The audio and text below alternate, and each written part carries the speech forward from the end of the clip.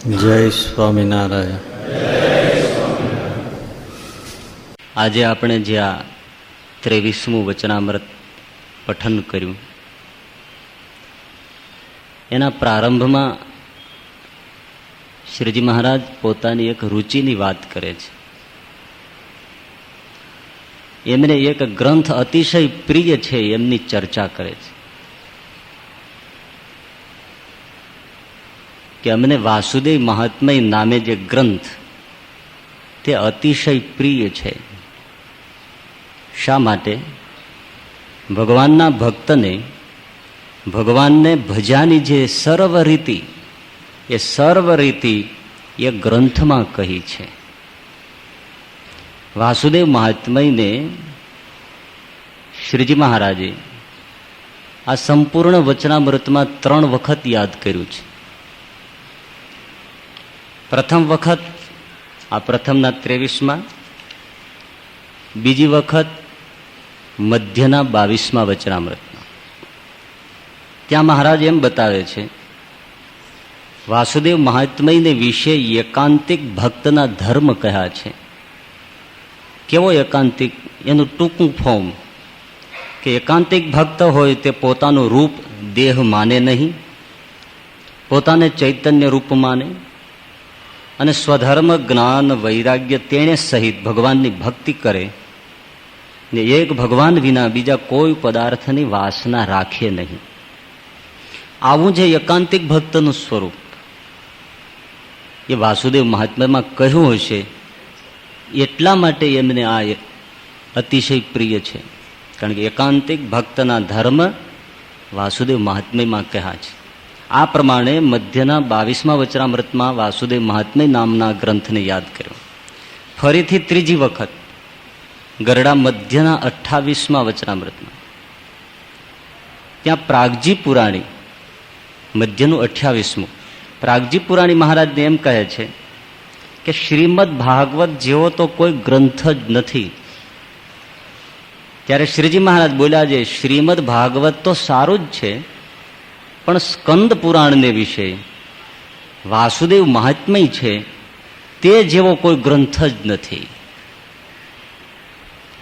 કાં જે એ ગ્રંથને વિશે ધર્મ જ્ઞાન વૈરાગ્ય ભક્તિ તથા અહિંસાપણું એમનું અતિશય પ્રતિપાદન કર્યું છે. એટલા માટે વાસુદેવ મહાત્મ્ય જેવો કોઈ ગ્રંથ નથી. શ્રીમદ ભાગવત તો સારું છે, પણ જો સમજીએ ઊંડાણથી તો એમનો કહેવાનો અર્થ એવો છે કે એના કરતા પણ એ તો સારું જ છે, પરંતુ સ્કંદ પુરાણને વિશે જે વાસુદેવ મહાત્મ્ય છે એના જેવો કોઈ ગ્રંથ નથી. એનો અર્થ શું થયો? નંબર 1 કયું થયું? સ્કંદ પુરાણને વિશે વાસુદેવ મહાત્મ્ય છે એ નંબર 1 શ્રીજી મહારાજની રુચિમાં. તો 3 વખત કોઈ વસ્તુ તમે બોલી જાઓ ત્યારે પર્યાપ્ત કહેવાય, એટલે અતિશયતા કહેવાય. તો વાસુદેવ મહાત્મ્ય શ્રીજી મહારાજને અતિશય પ્રિય છે. પરંતુ એક વાસ્તવિક બાબત એ છે કે આપણે ક્યારેય વાસુદેવ મહાત્મ્ય ખોલવાનો પ્રયાસ કરતા નથી. સારા એ સત્સંગ સમુદાયમાં આ વચનોને વિચારીને કોઈએ વાસુદેવ મહાત્મ્યનું અધ્યયન કર્યું હોય એવો તમને એક નહીં મળે. હા, આમાં આવે એટલે પછી એમને વાંચી નીકળી જાય. તમને કોઈ સાહિત્યમાં રુચિ હોય અને કોઈ સાહિત્યકાર કોઈ એકાદ પુસ્તકનું નામ આપે તો સાહિત્યની રુચિવાળો એ પુસ્તકને ગમે ત્યાંથી ખોલીને વાંચવા પ્રયાસ કરે. પણ આપણને આ મહારાજના વચનોમાં એવો રસ નહીં હોય તો વાસુદેવ મહાત્મ્યને કોઈએ પણ જનરલી ખોળીને વાંચીને વિચારવાનો પ્રયાસ નથી કર્યો. સ્કંદ પુરાણ એના 7 ખંડ છે. એમાંનો છેલ્લો 7મો ખંડ એ વિષ્ણુ ખંડ છે. એ વિષ્ણુ ખંડમાં પણ 3 કાંડ છે. પહેલો કાંડ છે એ કર્મકાંડ છે, બીજો કાંડ છે એ જ્ઞાનકાંડ છે અને ત્રીજો કાંડ છે એ ઉપાસના કાંડ છે, અને એ જ વાસુદેવ મહાત્મ્ય નામે ગ્રંથ છે. ફક્ત 32 અધ્યાયનો નાનકડો ગ્રંથ આ આપણી જે હજારી કીર્તનાવલી છે એવડો જ ગ્રંથ, બિલકુલ 32 અધ્યાય, પરંતુ અતિશય પ્રિય છે. એના કારણો હશે ને, અને વાત બહુ સાચી છે, મુદ્દાની છે. વાસુદેવ મહાત્મય એવું અદ્ભુત શાસ્ત્ર છે. એની શરૂઆત જ એટલી મીઠી છે કે શરૂઆતમાં જ આ પ્રશ્ન પૂછવામાં આવે છે.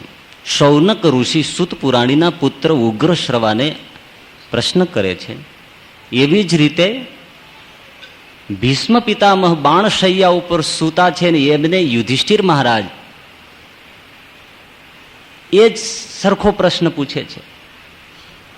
કયો પ્રશ્ન? કે મહારાજ, અનેક પ્રકારની ઉપાસના આ વિશ્વમાં પ્રવર્તિત છે, અનેક દેવી દેવતાઓની ઉપાસના છે, પરંતુ એમાંથી શ્રેષ્ઠ ઉપાસના કઈ છે કે જે તત્વની ઉપાસના કરવાથી ધર્મ, અર્થ, કામ અને મોક્ષ ચારેય પુરુષાર્થની સિદ્ધિ થાય, સદ્ય સિદ્ધિ થાય અને આત્યંતિક કલ્યાણની પ્રાપ્તિ થાય, એવું કયું તત્વ છે કે જેની ઉપાસના માણસ માત્રએ કરવી જોઈએ?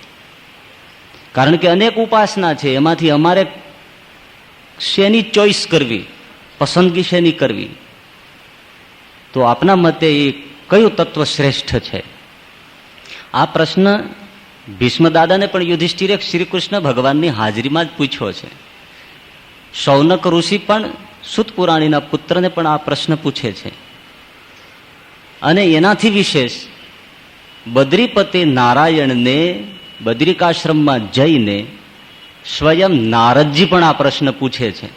અને એ ત્રણેયના પ્રશ્નોના પ્રારંભથી વાસુદેવ મહાત્મ્ય નામનો ગ્રંથ શરૂ થાય છે. ત્રણેય જગ્યાએ એક જ પ્રશ્ન પૂછાયો અને જવાબ એક જ આવ્યો ત્રણેય તરફથી, કે ભલે ગમે તેટલા દેવી દેવતાઓની ઉપાસના ભૂમંડળમાં પ્રવર્તિત હોય, પરંતુ વિચારવાન પુરુષોએ સદ્ય આત્યંતિક કલ્યાણની પ્રાપ્તિને માટે જો કોઈ ઉપાસના કરવા યોગ્ય તત્વ હોય તો અક્ષરાધિપતિ પુરુષોત્તમ નારાયણ એક જ છે, બીજા કોઈ નહીં. તમામ દેવતાઓનો છેદ બદ્રીપતિ નારાયણે નારદજીની સામે ઉડાડી દીધો. એક જ. અને એ કેવા? અક્ષરાધિપતિ પુરુષોત્તમ નારાયણ. અક્ષરાધિપતિ શબ્દ વપરાયો છે, એકદમ સ્પષ્ટ. હવે એક એક મુદ્દો તમે જોશો ને તો તમને મનમાં ભાવ થશે કે શ્રીજી મહારાજને વાસુદેવ મહાત્મ્ય શું કામ પ્રિય છે. એટલું બધું સ્પષ્ટ છે. આત્યંતિક શ્રેયને માટે, એકાંતિક માર્ગને માટે ટૂંકું ને ટચ, કોઈ પણ ગોટા નહીં, અને સ્પષ્ટ રીતે માણસ પ્રભુના ચરણે પહોંચી જાય, નિર્વિઘ્ન પહોંચી જાય. તો એક જ અક્ષરાધિપતિ પુરુષોત્તમ નારાયણ છે, એ સર્વથા ભાવથી ઉપાસના કરવા યોગ્ય છે. આવો નિર્ણય બદ્રીપતિ નારાયણે નારદજીને આપ્યો. એ જ નિર્ણય યુધિષ્ઠિરને ભીષ્મ દાદાએ આપ્યો. અને એનું સંકલિત રૂપ શૌનકાદિક ઋષિઓને સંભળાવવામાં આવ્યું. અક્ષરાધિપતિ, જેને આપણે અક્ષરધામના પતિ કહીએ છીએ, એવું નિરૂપણ વાસુદેવ મહાત્મ્યમાં છે. બીજી બાબત એવી છે કે આપણે જે જુદા જુદા ધામને સમજવાનો પ્રયાસ કરીએ છીએ, નામથી જાણીએ છીએ, બદ્રિકાશ્રમ, શ્વેતદીપ, વૈકુંઠ, ગોલોક અને અક્ષરધામ, તો આ વાસુદેવ મહાત્મ્ય નામના ગ્રંથમાં તમને એ બધા ધામનો સૂચિત અર્થ તમને જાણવા મળશે. આ એક જ ગ્રંથમાં બધાને સમાવિષ્ટ કર્યા છે. એવી રીતે વણ્યા છે કે જરા સમજવા તમારી પાસે શક્તિ જોઈએ, દ્રષ્ટિ જોઈએ. જો એની વાર્તામાં ખોવાઈ જાઓ તો મૂળ તત્વ તમને હાથ ન આવે. પરંતુ બહુ સ્પષ્ટ રીતે ગરડા પ્રથમનું 7મું વચનામૃત આધ્યાત્મિક વાર્તામાં ભ્રમી જવાય છે, એ છે, બરાબર ને? એમાં છેલ્લે ભગવાનનો અન્વય વ્યતિરેક જ્યારે સમજાવે છે ત્યારે વ્યતિરેક સ્વરૂપમાં એમ કહે છે કે અક્ષર બ્રહ્મ, ઈશ્વર, જીવ, માયા અને માયાના કાર્યરૂપ જે બ્રહ્માંડો, એ બધાથી પર ગોલોકધામને વિશે બ્રહ્મજ્યોતિ રહ્યો છે તેને વિશે ભગવાન રહ્યા છે એમ જે કહેવું એ ભગવાનનું વ્યતિરેક સ્વરૂપ છે. હવે આ સમજાતું નથી, કારણ કે અક્ષર બ્રહ્મથી પર વળી ગોલોક ને વળી બ્રહ્મજ્યોતિ એમાં પુરુષોત્તમ, પરંતુ એ સમજ તમને વાસુદેવ મહાત્મ્યમાં સ્પષ્ટ મળે, અદ્ભુત છે. એટલે વાસુદેવ મહાત્મય એનાથી એક બીજી બાબત કે જે 5 ભેદને શ્રીજી મહારાજ પ્રશ્નાર્થના રૂપમાં યોગી યતિઓ સંન્યાસીઓને પૂછતા, જીવ, ઈશ્વર, માયા, બ્રહ્મ અને પરબ્રહ્મના સ્વરૂપ અમને સમજાવો, એવી જે સુંદર 5 ભેદની એમની રુચિ એ વાસુદેવ મહાત્મયમાં વર્ણિત છે. એક ઈશારો કર્યો છે, એનું કારણ એટલું છે અમુક અમુક બાબતોનો કે જ્ઞાનકાંડ આગળ જતો રહ્યો છે, એટલે હવે એને વિસ્તારથી જોવું હોય તો તમારે ઇતરમાંથી થોડું જોઈ લેવું, પરંતુ 5 ભેદ તમને સ્પષ્ટ રીતે જોવા મળે તો વાસુદેવ મહાત્મયમાં મળે. બ્રહ્મ ને પરબ્રહ્મનો ભેદ એ સરસ રીતે એમાં સાંભળે. હવે એનાથી પણ વિશેષ કે એકાંતિક ધર્મ જે છે એનું સ્વરૂપ સંપૂર્ણપણે વાસુદેવ મહાત્મયમાં સમગ્રપણે પથરાયેલું છે, અને એ પણ કેટલી બધી વિશિષ્ટતાથી. સ્વયં નારદજી શ્વેતદ્વીપના નિરન મુક્તોની સાથે અક્ષરધામમાં જાય છે. અક્ષરધામમાં પુરુષોત્તમની પાસે નિરન મુક્તો સાથે નારદજી જાય છે, અને અક્ષરાધિપતિ પુરુષોત્તમને નારદજી પ્રશ્ન કરે છે કે મહારાજ મને એકાંતિક ધર્મ સમજાવો. જો કેવી મજા છે. અક્ષરાધિપતિને નારદજી પ્રશ્ન કરે છે કે મહારાજ મને એકાંતિક ધર્મની સમજ આપો, અને પુરુષોત્તમ નારાયણ એમને સુંદર રીતે એકાંતિક ધર્મ સમજાવે છે. એમાં સ્વધર્મ એવી સરસ રીતે ભગવાને સમજાયો છે. જ્ઞાન નિરૂપણ છે, વૈરાગ્યનું નિરૂપણ છે, ભક્તિનું નિરૂપણ છે, પ્રવૃત્તિ નિવૃત્તિના ભેદ બતાવીને નિવૃત્તિ ધર્મ એવો સરસ શ્રેષ્ઠ રીતે સ્થાપ્યો છે. હિંસામય અહિંસામય યજ્ઞોમાંથી અહિંસામય યજ્ઞ, અહિંસામય પ્રવૃત્તિ એ રૂપ ધર્મ એ શ્રેષ્ઠ છે એવો સુંદર રીતે નારદજીને ભગવાન શ્રી નારાયણે સમજાવ્યો છે. આમાંથી 2 બાબતો આપણે સૌ યાદ રાખવા જેવી છે. પહેલી બાબત કે અક્ષરધામને કોણ પામે અને કોણ ન પામે એવી સંપ્રદાયમાં અમુક લોકો ખાસ ચર્ચા કરતા હોય છે. તો એ લોકોએ આ વાસુદેવ મહાત્મ્યનું જે પ્રકરણ છે એને યાદ રાખવું જોઈએ કે નિરન મુક્તોની સાથે નારદજી અક્ષરધામમાં પુરુષોત્તમની મુલાકાતમાં છે. હવે તમારે એ યાદ રાખીને ચર્ચા કરવી જોઈએ કે અક્ષરધામમાં કોણ પામે ને કોણ ન પામે. અમુક લોકોનું સ્પષ્ટ એવું કેવું હોય છે કે અમુક લોકો તો ન જ પામે. તો અહીંયા તો એ બાબતનું થોડું ખંડન થાય છે કે નારદજી અક્ષરધામમાં પહોંચ્યા છે, પુરુષોત્તમની પાસેથી એકાંતિક ધર્મની સમજનો પ્રશ્ન પણ ઉઠાવ્યો છે. તો એ પણ એક યાદ રાખવા જેવી બાબત છે. અને બીજી બાબત, થોડા વખત પહેલા મારી પાસે એક પુસ્તક બહુ નાનું હાથમાં આવ્યું હતું, એકાંતિક ધર્મના ધારક સત્પુરુષ. તો લેખક એમાં એમ કહે છે, વચનામૃતનો થોડો આધાર આપીને, કે શ્રીજી મહારાજ વાસુદેવ મહાત્મ્ય ગ્રંથને પ્રિય ગણાવે છે એટલા માટે કે એકાંતિક ધર્મ એમાં છે. પરંતુ એ લેખક મુરબ્બી એવું લખે છે કે વાસુદેવ મહાત્મ્યમાં ફક્ત 3 શ્લોકમાં જ એકાંતિક ધર્મનું નિરૂપણ કરી વાસુદેવ મહાત્મ્ય ઇતિશ્રી કરે છે, પૂરું કરી દે છે. તો એ એમની ભૂલ ભરેલી દ્રષ્ટિ છે. વાસુદેવ મહાત્મ્યમાં લંબાણપૂર્વક એકાંતિક ધર્મનું પ્રસ્થાપન કરાયેલું છે. 3 શ્લોકોમાં વાસુદેવ મહાત્મ્ય એકાંતિક ધર્મને સમેટી નથી લેતું. કારણ કે જે વાત શ્રીજી મહારાજે મધ્યના 22 અને 28માં કરી કે એકાંતિક ધર્મનું સ્વરૂપ શેમાં છે? વાસુદેવ મહાત્મ્યમાં છે. કઈ કઈ રીતે છે કે ધર્મ, જ્ઞાન, વૈરાગ્ય, ભક્તિ, અહિંસા એ બધાનું એમાં વિસ્તારથી પ્રતિપાદન છે. તો એનો અર્થ એ થયો કે એમાં વિસ્તારથી છે, પરંતુ જોવાની એક દ્રષ્ટિ હોવી જોઈએ. તો એકાંતિક ધર્મ વાસુદેવ મહાત્મ્યમાં સુંદર રીતે. એનાથી પણ એક બીજી મીઠી બાબત કે નારદજીને અક્ષરાધિપતિ પુરુષોત્તમ એકાંતિક ધર્મની સમજ આપતા આપતા સૃષ્ટિના ઉત્પત્તિ કાળે બ્રહ્માની સાથે પુરુષોત્તમને જે કંઈ સંવાદ થયો છે એ સંવાદમાંથી બહુ સરસ વાત નારદજી આગળ ભગવાન નારાયણ રજૂ કરે છે. એ રજૂ કરતા એમ કહે છે કે નારદજી, એ સૃષ્ટિના ઉત્પત્તિ કાળે મેં બ્રહ્માને સૃષ્ટિમાં સહાયક થવા માટે મેં એમને કહેલું, હું અવતારો ધારણ કરીને તમારી સૃષ્ટિમાં મદદગાર થઈશ. અને પછી એ કાળે ભગવાને કેવા કેવા અવતારો હું ધારણ કરીશ એની વાત બ્રહ્માને કહેલી એ નારદજીને કહે છે. એમ કહીને ભગવાને મત્સ્ય રૂપ હું ધારણ કરીશ, કચ્છ રૂપ હું ધારણ કરીશ, વામન રૂપ હું થઈશ, પરશુરામ હું થઈશ, વ્યાસ અવતાર હું થઈશ, વૃષભ દત્તાત્રેય હું થઈશ, ભગવાન રામ રૂપે પણ હું પ્રગટીશ, ભગવાન કૃષ્ણ રૂપે પણ હું આવીશ. અને હવે એક જે મીઠી બાબત છે તે એ છે કે એ કાળે ભગવાન શ્રી પુરુષોત્તમ નારાયણ નારદજીને કૃષ્ણ અવતાર સુધી સમજાવ્યા પછી એક વસ્તુ કહે છે કે હે નારદ, એ કલયુગમાં હું સ્વામિનારાયણ રૂપે ધરતી ઉપર પ્રગટ થઈશ. એની ભવિષ્યવાણી વાસુદેવ મહાત્મયમાં સ્પષ્ટ રૂપે ભગવાન પુરુષોત્તમ નારદજીને બતાવે છે.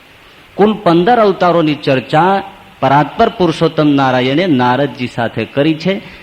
એમાં ભગવાન સ્વામિનારાયણ રૂપે હું અવતરીશ એની ચર્ચા કર્યા પછી એક કલ્કી અવતારની ચર્ચા કરી અને પૂરું કરી દીધું છે. તો એ જે સ્પષ્ટ શ્લોક આપણને ઘણી વખત એમ થાય કે વાસુદેવ મહાત્મ્ય તમારા સંપ્રદાય વાળાએ છપાયો હોય તો એમાં શ્લોક ઘાલી દીધા હોય તો એમાં નવી નવાઈની કોઈ વાત નથી. ઘાલમેલ કરવી એ મનુષ્યનો સ્વભાવ છે. તો આપણા સંપ્રદાયે જે પ્રકાશિત કરેલા પુસ્તક હોય તો આપણને એમ થાય, બીજાને પણ એમ થાય કે આમાં કંઈ સંશય જાગે એવી સંભાવના ખરી. પરંતુ એ સંશયની નિવૃત્તિ માટે મને જ્યાં ત્યાંથી જે જૂના વાસુદેવ મહાત્મય ઇતર લોકોએ પ્રકાશિત કર્યા હતા એને મેળવ્યા અને એમાં વાસુદેવ મહાત્મયમાં 18મા અધ્યાયમાં જે આ કથા કહેવાયેલી છે એ અધ્યાયોને મેં સરખાવ્યા. કલકત્તામાંથી ગુરુ મંડલ ગ્રંથમાળાના ઉપક્રમે જે પુરાણો બહાર પડ્યા એમાં પણ ભગવાન સ્વામિનારાયણની સ્પષ્ટ આગાહી લખાયેલી છે. એટલે હવે આપણને એક વાત તો નક્કી થઈ કે આ કેવળ આપણા સંપ્રદાય વાળાએ ઘુસાડેલો કોઈ આ પ્રશ્ન નથી. થોડોક શબ્દાત્મક ફેરફાર છે બંને ગ્રંથોમાં, પરંતુ એનાથી પણ વિશેષ મીઠાશ આવે છે. તો બંને જે શ્લોકો છે થોડા તમારા માટે અને થોડા કોઈ સંશોધક વિવેચક એવા વિદ્વાન પુરુષોને કંઈક લિંક મળે એટલા માટે બંને શ્લોકો કમ્પેર થાય એ માટે હું તમારી આગળ રજૂ કરું છું. 3 શ્લોકમાં આ વસ્તુ દર્શાવી છે. 18મો અધ્યાય 41, 42 અને 43 શ્લોક. તો ભગવાન નારદજીને કહે છે, મયા કૃષ્ણેન નિહતા સા અર્જુનેન રણેશુયે પ્રવર્તયિષ્યંતિ અસુરાસ્તે તો અધર્મમ યદાક્ષિતો. જ્યારે પૃથ્વી ઉપર અસુરો આવી રીતે અધર્મનો વધારે ફેલાવો કરશે ત્યારે શું કરીશ? આ જે પહેલો શ્લોક છે 41મો એ બંનેમાં સરખો છે. આપણા ગ્રંથમાં આપણા સંપ્રદાયમાં પ્રકાશિત થયા છે એ ગ્રંથમાં અને ઇતર વાસુદેવ મહાત્મ્ય જે પ્રકાશિત થયા એમાં બિલકુલ સરખા છે. પછીનો 42મો શ્લોક છે, ધર્મ દેવાત તદા મૂર્તો નર નારાયણાત્મના પ્રવૃત્તેપી કલૌ બ્રહ્મન ભૂત્વાહમ સામગો દ્વિજા. આપણા સંપ્રદાયમાં આ રીતે શ્લોક લખાયેલો છે કે ધર્મદેવ અને મૂર્તિ દેવી થકી હું નરનારાયણના આત્મારૂપ, એટલે સમજો કે નરનારાયણને નિમિત્ત બનાવીને હે બ્રહ્મન હું કલયુગમાં સામવેદી સરવરિયા બ્રાહ્મણને ત્યાં અવતાર ધારણ કરીશ. હવે પેલા જે ગ્રંથ છે એમાં શું લખ્યું છે કે ધર્મદેવા તદા ભક્તાદ અહમ નારાયણો મુનિ. પેલામાં નરનારાયણાત્મના આવ્યું તો અહીંયા ઉલટાનું સ્પષ્ટ નારાયણ મુનિ રૂપે ધર્મદેવ અને ભક્તિ દેવી થકી જનિષ્ય કૌશલે દેશે, ચોખ્ખું પૂરેપૂરું એડ્રેસ, જનિષ્ય કૌશલે દેશે ભૂમૌ હિ સામગો દ્વિજ, કૌશલ દેશમાં સામવેદી બ્રાહ્મણ રૂપે નારાયણ મુનિ રૂપે હું ધર્મને ભક્તિ દેવી થકી જ કલયુગમાં પ્રગટ થઈશ. આ કલકત્તાની પ્રતમાં છપાયેલું છે આ રીતે. હવે ત્રીજો શ્લોક છે, પ્રગટીને શું કરીશ? તો આપણા સંપ્રદાયના ગ્રંથમાં મુનિ શાપાન નૃતામ પ્રાપ્તમ શર્ષિન જનકમાત્મન તતો અવિતા અગુરુભ્યોહમ સદ્ધર્મમ સ્થાપયન અજ. ધરતી ઉપર પ્રગટ થઈને દુર્વાસા ઋષિના શાપથી મનુષ્ય દેહને પામેલા જે ઋષિઓ છે એ બધાને અગુરુઓ થકી હું રક્ષણ કરીશ અને સદ્ધર્મનું સ્થાપન કરીશ. હવે પેલી જે પ્રત છે એમાં આ પ્રમાણે શ્લોક છે, મુનિ શાપાન નૃતામ પ્રાપ્તાન ઋષિસ્તાત તથો ઉદ્ધવમ. ઋષિઓ અને ઉદ્ધવને જે શાપ થયો છે એ બધાને હું અસુરેભ્યોહમ, પેલામાં આવ્યો અગુરુઓ, આમાં આવ્યો અસુરો થકી હું રક્ષણ કરીશ. ઋષિઓ અને ઉદ્ધવ, તો આપણે કહીએ છીએ ઉદ્ધવ સદગુરુ રામાનંદ સ્વામી, તે બધાને ઋષિના શાપથી હું મુક્ત કરીશ, રક્ષણ આપીશ અને સદ્ધર્મનું સ્થાપન કરીશ.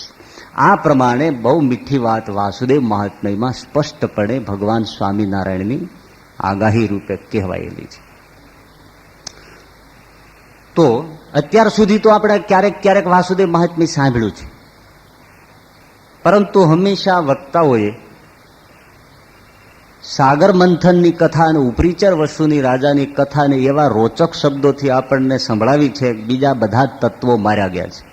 અને જો યાદ રહ્યું હોય, મેં પણ 2-3-4 વખત વાસુદેવ મહાત્માની કથા અમુકને મુખે સાંભળી હશે, પણ મને સાગર મંથન અને ઉપરીચર વસ્તુ સિવાય કઈ કથા વસ્તુ હાથ આવી હોય એવું મને યાદ નથી. કારણ કે મૂળ તત્વો જે કથાના કહેવાના છે એ નજરમાં આવતા નથી. એનું પેલું કારણ તો એવું છે કે તમે વાસુદેવ મહાત્મ્ય ગ્રંથ ખોલો તો એમાં જે ધર્મનું જ્ઞાનનું આ તે જે સ્વરૂપ નિરૂપણ થાય તો એ તમને પરિચિત લાગે છે, કારણ કે એ તમને શિક્ષાપત્રીમાં મળે છે. એવું જ તમે જે સાંભળ્યું છે કે વાંચ્યું એવું તમને વચરામૃતમાં મળે છે. એટલે તમને શું થાય છે, એટલે કે આપણને એમ થાય કે આમાં નવીન શું છે. જે આપણે જાણીએ છીએ આમાં છે, વિશેષ કંઈ નથી. પણ વાસુદેવ મહાત્માની વિશિષ્ટતા એ છે કે વચનામૃત અને શિક્ષાપત્રી બહુ પછી છે, એના પહેલા વાસુદેવ મહાત્મ્ય છે. એ જ વાસુદેવ મહાત્મ્યની વિશિષ્ટતા છે. એટલા જ માટે ભગવાન સ્વામિનારાયણને પ્રિય છે કે જે તમે આજે જાણો છો એ પહેલા એમાં હતું, એટલે શ્રીજી મહારાજને ગમે છે. અને એ શ્રીજી મહારાજે સાર પોતે હંમેશા ઉપદેશમાં વણ્યું, આચારમાં વણ્યું, શિક્ષાપત્રીમાં વણ્યું, શાસ્ત્રોમાં પણ વણ્યું. એટલે તમને નવું નથી લાગતું, એટલે એના પ્રત્યે આદર જાગતો નથી. આ એક આપણી ધૂંધળી દ્રષ્ટિ છે. પણ જુદા પડીને જો તમે વાસુદેવ મહાત્માને નજરમાં લો તો તમે નાચવા માંડો બીજા ગ્રંથોના કમ્પેરમાં. એવું એ વાસુદેવ મહાત્મ્ય છે. અને બીજી બાબત શું થાય કે કથાઓનો એવો વર્ણનાત્મક પ્રસંગ આવે કે એની આડશમાં જે સૂક્ષ્મ તત્વો સમજવાના છે. જો હું તમને કહું છું ને કે આ બધા ધામને સમજવા હોય તો તમે વાસુદેવ મહાત્મ્ય ખોલો, પણ હું તમને 101% કહી શકું કે તમે એને 4-5 વાર વાંચો તો તમને કદાચ હાથમાં આવે કે ન આવે. એટલે એ સમજવા માટે થોડું બહુ ચિંતનાત્મક રીતે એમાં પ્રવેશ કરો તો વાસુદેવ મહાત્મ્યની અદ્ભુતતા નજરમાં આવે, ખરેખર અદ્ભુત. અને શ્રીમદ ભાગવતનો જે પ્રચાર થયો ઘણા વર્ષોથી આચાર્યો દ્વારા, એની સાથે સાથે જો શ્રી વાસુદેવ મહાત્મ્યનો પ્રચાર થયો હોત તો આપણા વૈષ્ણવ ધર્મનું ફોર્મ બહુ જ જુદું હોત અને એનું પરિણામ પણ અદ્ભુત આવ્યું હોત. કારણ કે એનો પ્રચાર ભગવાન સ્વામિનારાયણે કર્યો. ભાગવતની સાથે વાસુદેવ મહાત્મ્યને મૂકી 8 સત્શાસ્ત્રોને આવી રીતે મોખરે કરનાર હોય તો એક ભગવાન સ્વામિનારાયણ છે. બધા આચાર્યોએ ભાગવતને પાયો બનાવીને ખૂબ પ્રચાર કર્યો. ભાગવતને ખૂબ આગળ કર્યું, જરાય ખોટું પણ નથી. આજે પણ આપણે એટલા જ આદરથી ભાગવતને માનીએ છીએ. પરંતુ સમજવાની એ બાબત છે કે જો વાસુદેવ મહાત્મ્ય એમાં એડ કરવામાં આવ્યું હોત, જેમ શ્રીજી મહારાજે 8 શાસ્ત્રોને એડ કર્યા, ઉમેર્યા, કે આ બધાને સાથે રાખો, તો જ તમને બહુ સુંદર રીતે ભગવત તત્વની સમજ આવે. વિદુર નીતિને પણ યાદ કરી છે, યાજ્ઞવલ્ક્ય સ્મૃતિને યાદ કરી છે, વિષ્ણુ સહસ્ત્ર નામને યાદ કર્યા અને વાસુદેવ મહાત્મ્યને પણ યાદ કર્યા. પ્રમુખ શાસ્ત્રો તો યાદ જ છે, ભાગવત, ગીતા, બ્રહ્મસૂત્ર, વેદ, એને તો યાદ કરે જ છે. પણ વાસુદેવ મહાત્મ્યને જોડ્યું. કોઈ આચાર્યોએ આ તસ્તી લીધી નથી અથવા તો નજરમાં નહીં આવ્યું. પણ ભગવાન સ્વામિનારાયણની એક આપણને આદર ઉપજાવે એવી બાબત કે ગ્રંથોને વાંચી વાંચી અખંડ કથા થતી ને એમાંથી સારું લાગે એને પકડી લે. ભલે સ્વયં નારાયણ હોવા છતાં એવી સુંદર આપણી આગળ રજૂઆત કરે છે કે ગમે તેને એ પસંદ પડે. તો વાસુદેવ મહાત્માની શોધખોળ અને એને આ રીતે આગળ કરવાનો શ્રેય ભગવાન સ્વામિનારાયણને ખોળે જાય છે. તો એ વાસુદેવ મહાત્મા જેટલું વિદ્વાનો કે ભક્તો એને સમજે તો ખરેખર એના ઘણા બધા સૂક્ષ્મ પ્રશ્નોની સમજ અને ઉકેલ એમાંથી મળે એવું મારું માનવું છે. મને ખરેખર અદ્ભુત લાગ્યું છે એટલે એ વાત મેં તમને નિખાલસ ભાવે એમાં જણાવી છે. બહુ સારું છે ખરેખર, અને એ હેતુથી જ ભગવાનને અતિશય પ્રિય છે, એમાં મને જરાય સંશય રહ્યો નથી. શરૂઆતમાં મને થતું, મેં કહ્યું ને જ્યારે કથાઓ સાંભળી ત્યારે મને ઘણીવાર એમ થતું કે આમાં શું વિશિષ્ટતા છે કે ભગવાન સ્વામિનારાયણ વારંવાર વાસુદેવ મહાત્મ્યને આગળ કરે છે. આમાં કંઈ નથી. સાગર મંથન વલોયું, 14 રીતનો નીકળ્યા, આમ નીકળ્યું, તેમ નીકળ્યું, આ ઉપરીચરની કથા આવી. હમણાં તમે પણ એ કથા સાંભળી, પણ અહો અહો થવું એના માટે જુદી દ્રષ્ટિ છે અદ્ભુત. અને એ જ વાસુદેવ મહાત્મ્યની આટલી પરિચયતા આપણે જોઈ. એ વાસુદેવ મહાત્મ્યને યાદ કર્યા પછી શ્રીજી મહારાજ એમાંથી જ એક વિચાર સ્ફુરે છે અને આ વચનામૃત શરૂ થાય છે. વાસુદેવ મહાત્મ્યને આટલું યાદ કર્યા પછી શ્રીજી મહારાજ એમ બોલ્યા કે ભગવાનના ભક્ત 2 પ્રકારના છે. એમાં એક જે ભગવાનનો ભક્ત છે એ દેહાત્મ બુદ્ધિ સહિત ભગવાનનું ભજન કરે છે, અને બીજો જે ભક્ત છે એ 3 અવસ્થા 3 દેહ એનાથી પર ચૈતન્ય રૂપ પોતાને માનીને, એને વિશે ભગવાનની મૂર્તિને ધારીને, પોતાને બ્રહ્મરૂપ માનીને પુરુષોત્તમની ઉપાસના કરે છે, ભગવાનનું ભજન કરે છે. આ 2 પ્રકારના ભક્ત છે. એ વિચાર પણ એમને વાસુદેવ મહાત્મ્યના સ્મરણમાંથી લઈને આગળ ચલાવ્યો. 2 પ્રકારના ભક્ત, એક દેહ બુદ્ધિથી જીવે છે અને ભજે છે, એક બ્રહ્મ ભાવથી ભગવાનને ભજે છે. વાત તો સાચી છે. ખીચડી આપણે જમવી છે, માનો કોઈ ભોજન આપણે જમવું છે, હવે એમાં કાંકરા, કસ્તર, કૂચો, કોઈ દુર્ગંધ, એ બધું જો કાઢી ચોખ્ખું કરીને પછી ભોજન બનાવીએ અને જમીએ, અને કચરો, કાંકરા, ગંદી વસ્તુ એ બધું સાથે રાખ્યું હોય, બધું એમાં ભેળસેળ થઈ ગયું, ખીચડીમાં કાંકરા હોય, ફોતરા હોય, અને આપણે દાળ ભાત કે ખીચડી જમીએ તો કેટલો ફરક પડે? દાળ ભાત જમો છો પણ દાળ ભાતમાં કાંકરા છે, ખીચડીમાં કાંકરા છે, ફોતરા છે, તો મજા આવે? અને એ જ ખીચડીમાંથી કાંકરા, કસ્તર એ બધું કાઢી નાખો ને પછી ખીચડી જમો તો મલમલ મલમલ કરતી કેવી ગળે ઉતરી જાય, કેવી મીઠાશ આવે. એટલે એક ભક્ત છે એ બધા કાંકરા, કસ્તર આ તે બધું કાઢી અને ભગવાનને ભજે છે. આ બધા જે દેહના ભાવ છે, અંતઃકરણના ભાવ છે, કારણ શરીરના ભાવ છે, એ બધા કાંકરા, કસ્તર અને ગંદકી છે. એને એક વિચારવાન ભક્ત છે બધું કાઢી અને ભગવાનને ભજે છે. એને એવો રસ આવે એવો પેલાને ન આવે, કારણ કે એને કચરો, કાંકરા, ગંદકી બધું ભેળું છે. તો 2 પ્રકારના ભક્ત. હવે થોડું અહીંયા સ્મરણમાં એ બહુ મજાથી લેવાનું છે કે 22મું વચનામૃત આપણે જે શ્રવણ કર્યું, મનન કર્યું, એમાં 2 બાબતનું વર્ણન થયું. એક, ધૂન, ભજન, કથા, વાર્તા, કીર્તન, નામ સ્મરણ કરવું. અરે હાલતા, ચાલતા, ખાતા, પીતા સર્વ ક્રિયામાં ભગવાનનું સ્મરણ કરવું, એક મુદ્દો. બીજો મુદ્દો એ આવ્યો કે નામ સ્મરણ, ધૂન, ભજન જે તે કરવું, પરંતુ ભગવાનની મૂર્તિને સ્મરણમાં રાખીને કરવું. એનો અર્થ શું થયો? નામ સ્મરણ કરવું પણ નામીએ સહિત કરવું. ભગવાનની મૂર્તિએ નામી, નામ સ્મરણ કરવું પણ નામીએ સહિત કરવું. હવે ત્રીજો મુદ્દો આ વચનામૃત ઉમેરીને એને પૂરું કરે છે. એટલે 22મા વચનામૃતનું આ 23મું વચનામૃત પૂરક છે. એ બે વચનામૃત ભેળા થઈને એક એકાંતિક ભક્તનો સ્પષ્ટ મુદ્દો પૂરો થાય છે. તો 22માં બે મુદ્દા આવ્યા. ધૂન ભજન સ્મરણ કરવું, બીજો મુદ્દો એ આવ્યો કે નામીએ સહિત કરવું.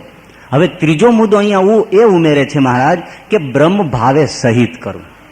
નામ સ્મરણ કરવું, નામીએ સહિત કરવું અને બ્રહ્મ ભાવે સહિત કરવું. આ ત્રીજો મુદ્દો આ 23મા વચનામૃતમાં ઉમેરાયો. આપણે મોટામાં મોટી માથાકૂટ અને મુશ્કેલી હોય તો એ છે કે નામ સ્મરણ કરીએ છીએ, નામીએ સહિત પણ કદાચ ઘણા કરતા હશે, પરંતુ બ્રહ્મ ભાવ સાથે કરતા નથી.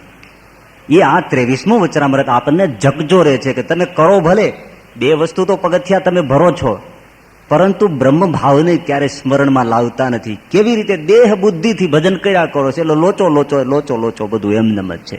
આખી જિંદગી આમનમ થાય છે. હું રામજી પ્રેમજી ખીમજી મનજી ભીમજી એ મટતું જ નથી. હું કાળો ધોળો ગોરો સુખી દુખી આ તે એ કઈ મટતું જ નથી. આ મારું તારું આ પેલાનું ઓયલાનું એ રાગ દ્વેષના કોઈ પડળ મટતા નથી. ગમે તેટલું ભજન થાય તો પણ જે સ્થિતિએ મહારાજ પહોંચાડે છે એકાંતિક ભક્તને એ આવી રીતના ભજન સ્મરણમાં ક્યારેય પ્રાપ્ત ન થાય. ભલે નામ સ્મરણ કરે, ભલે નામીય સહિત કરે, પરંતુ બ્રહ્મ ભાવના જો એમાં ઉમેરતો નથી તો એને મોટી ખોટ રહી જાય છે. એટલે મહારાજ કે બ્રહ્મ ભાવના સાથે ભગવાનની ભક્તિ કરવી. તો ત્રણ અવસ્થા, જાગ્રત, સ્વપ્ન અને સુષુપ્તિ, એનાથી પર પોતાને માને. અરે ભાઈ એમ કઈ માની લેવાથી મનાય? સમજ કેળવવી પડે. તો ત્રણેય અવસ્થા આપણે જાગીએ છીએ, સ્વપ્ન આવે છે, સૂઈ જઈએ છીએ, તો શું આપણને નથી આવતા? તો પછી એનાથી આત્મા કઈ રીતે પરને સમજવો? આ બધું તો આપણે અનુભવીએ છીએ. એક તાર જ લાગ્યો છે, હું જાગ્યો, મને સ્વપ્ન આવ્યું, હું ગાઢ સૂઈ ગયો, આ એનું એ જ છે. તો જાગ્રત, સ્વપ્ન, સુષુપ્તિ એને જો એક રીતે સમજવી હોય, બાકી તો મનન દ્વારા સમજાય, પણ શાબ્દિક રીતે સમજવી હોય તો આપણે એટલું કહી શકીએ.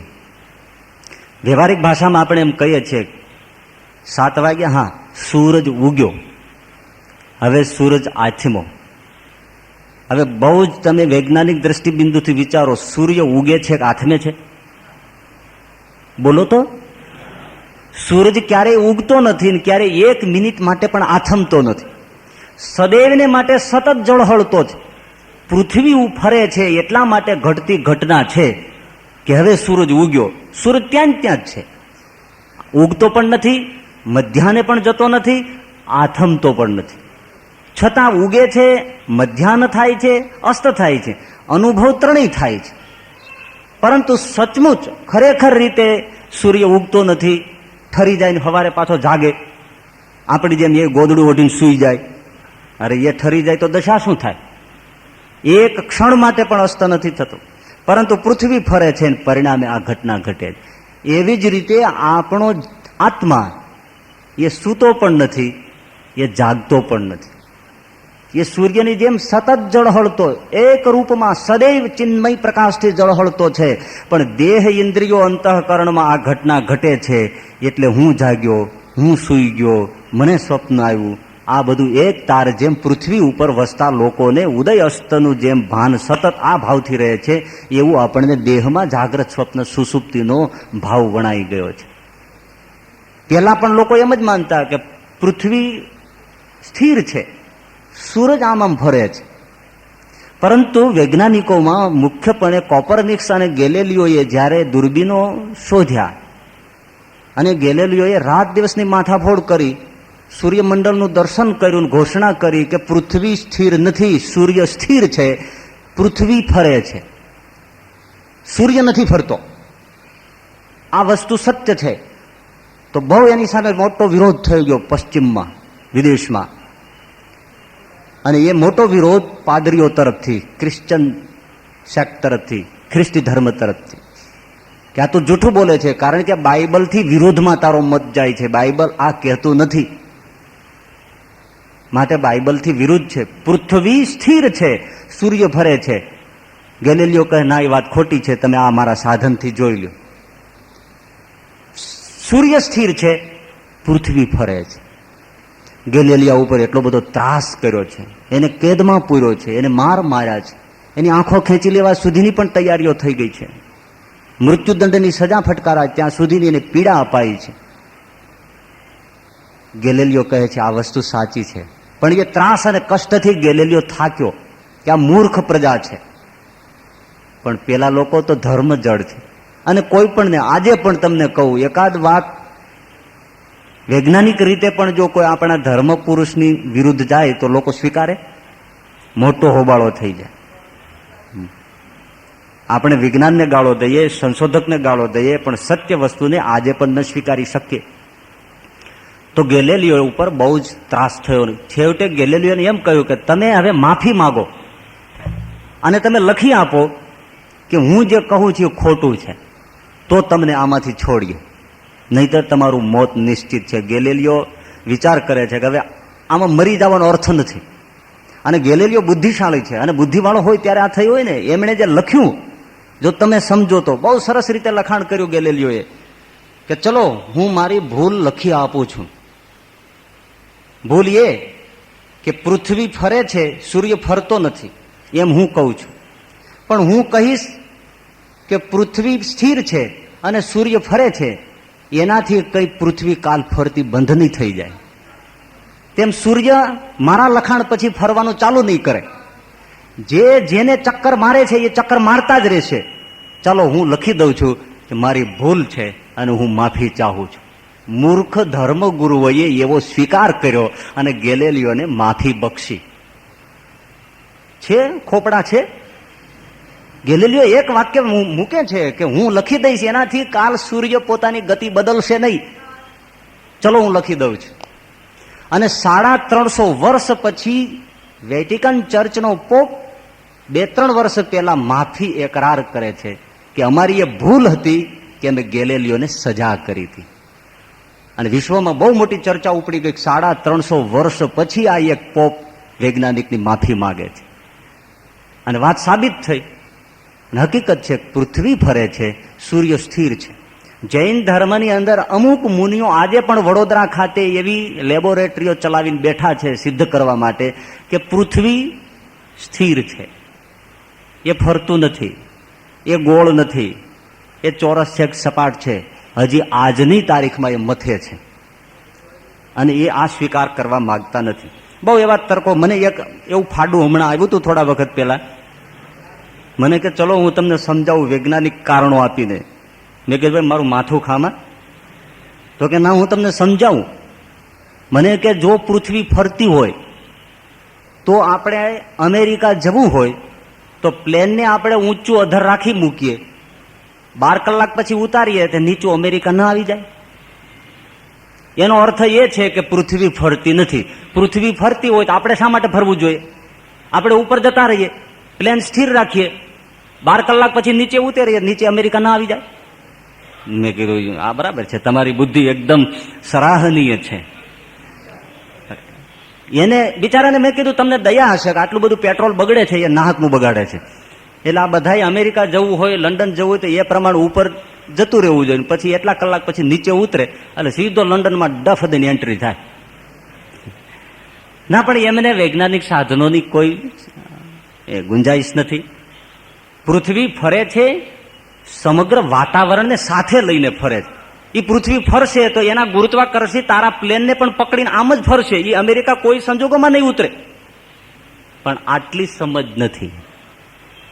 તો ગેલેલિયોએ આ વિધાન કર્યા પછી અને જ્યારે એ પ્રૂવ થયું પછી તો વિજ્ઞાન અને ધર્મ એ બેને છૂટાછેડા થયા.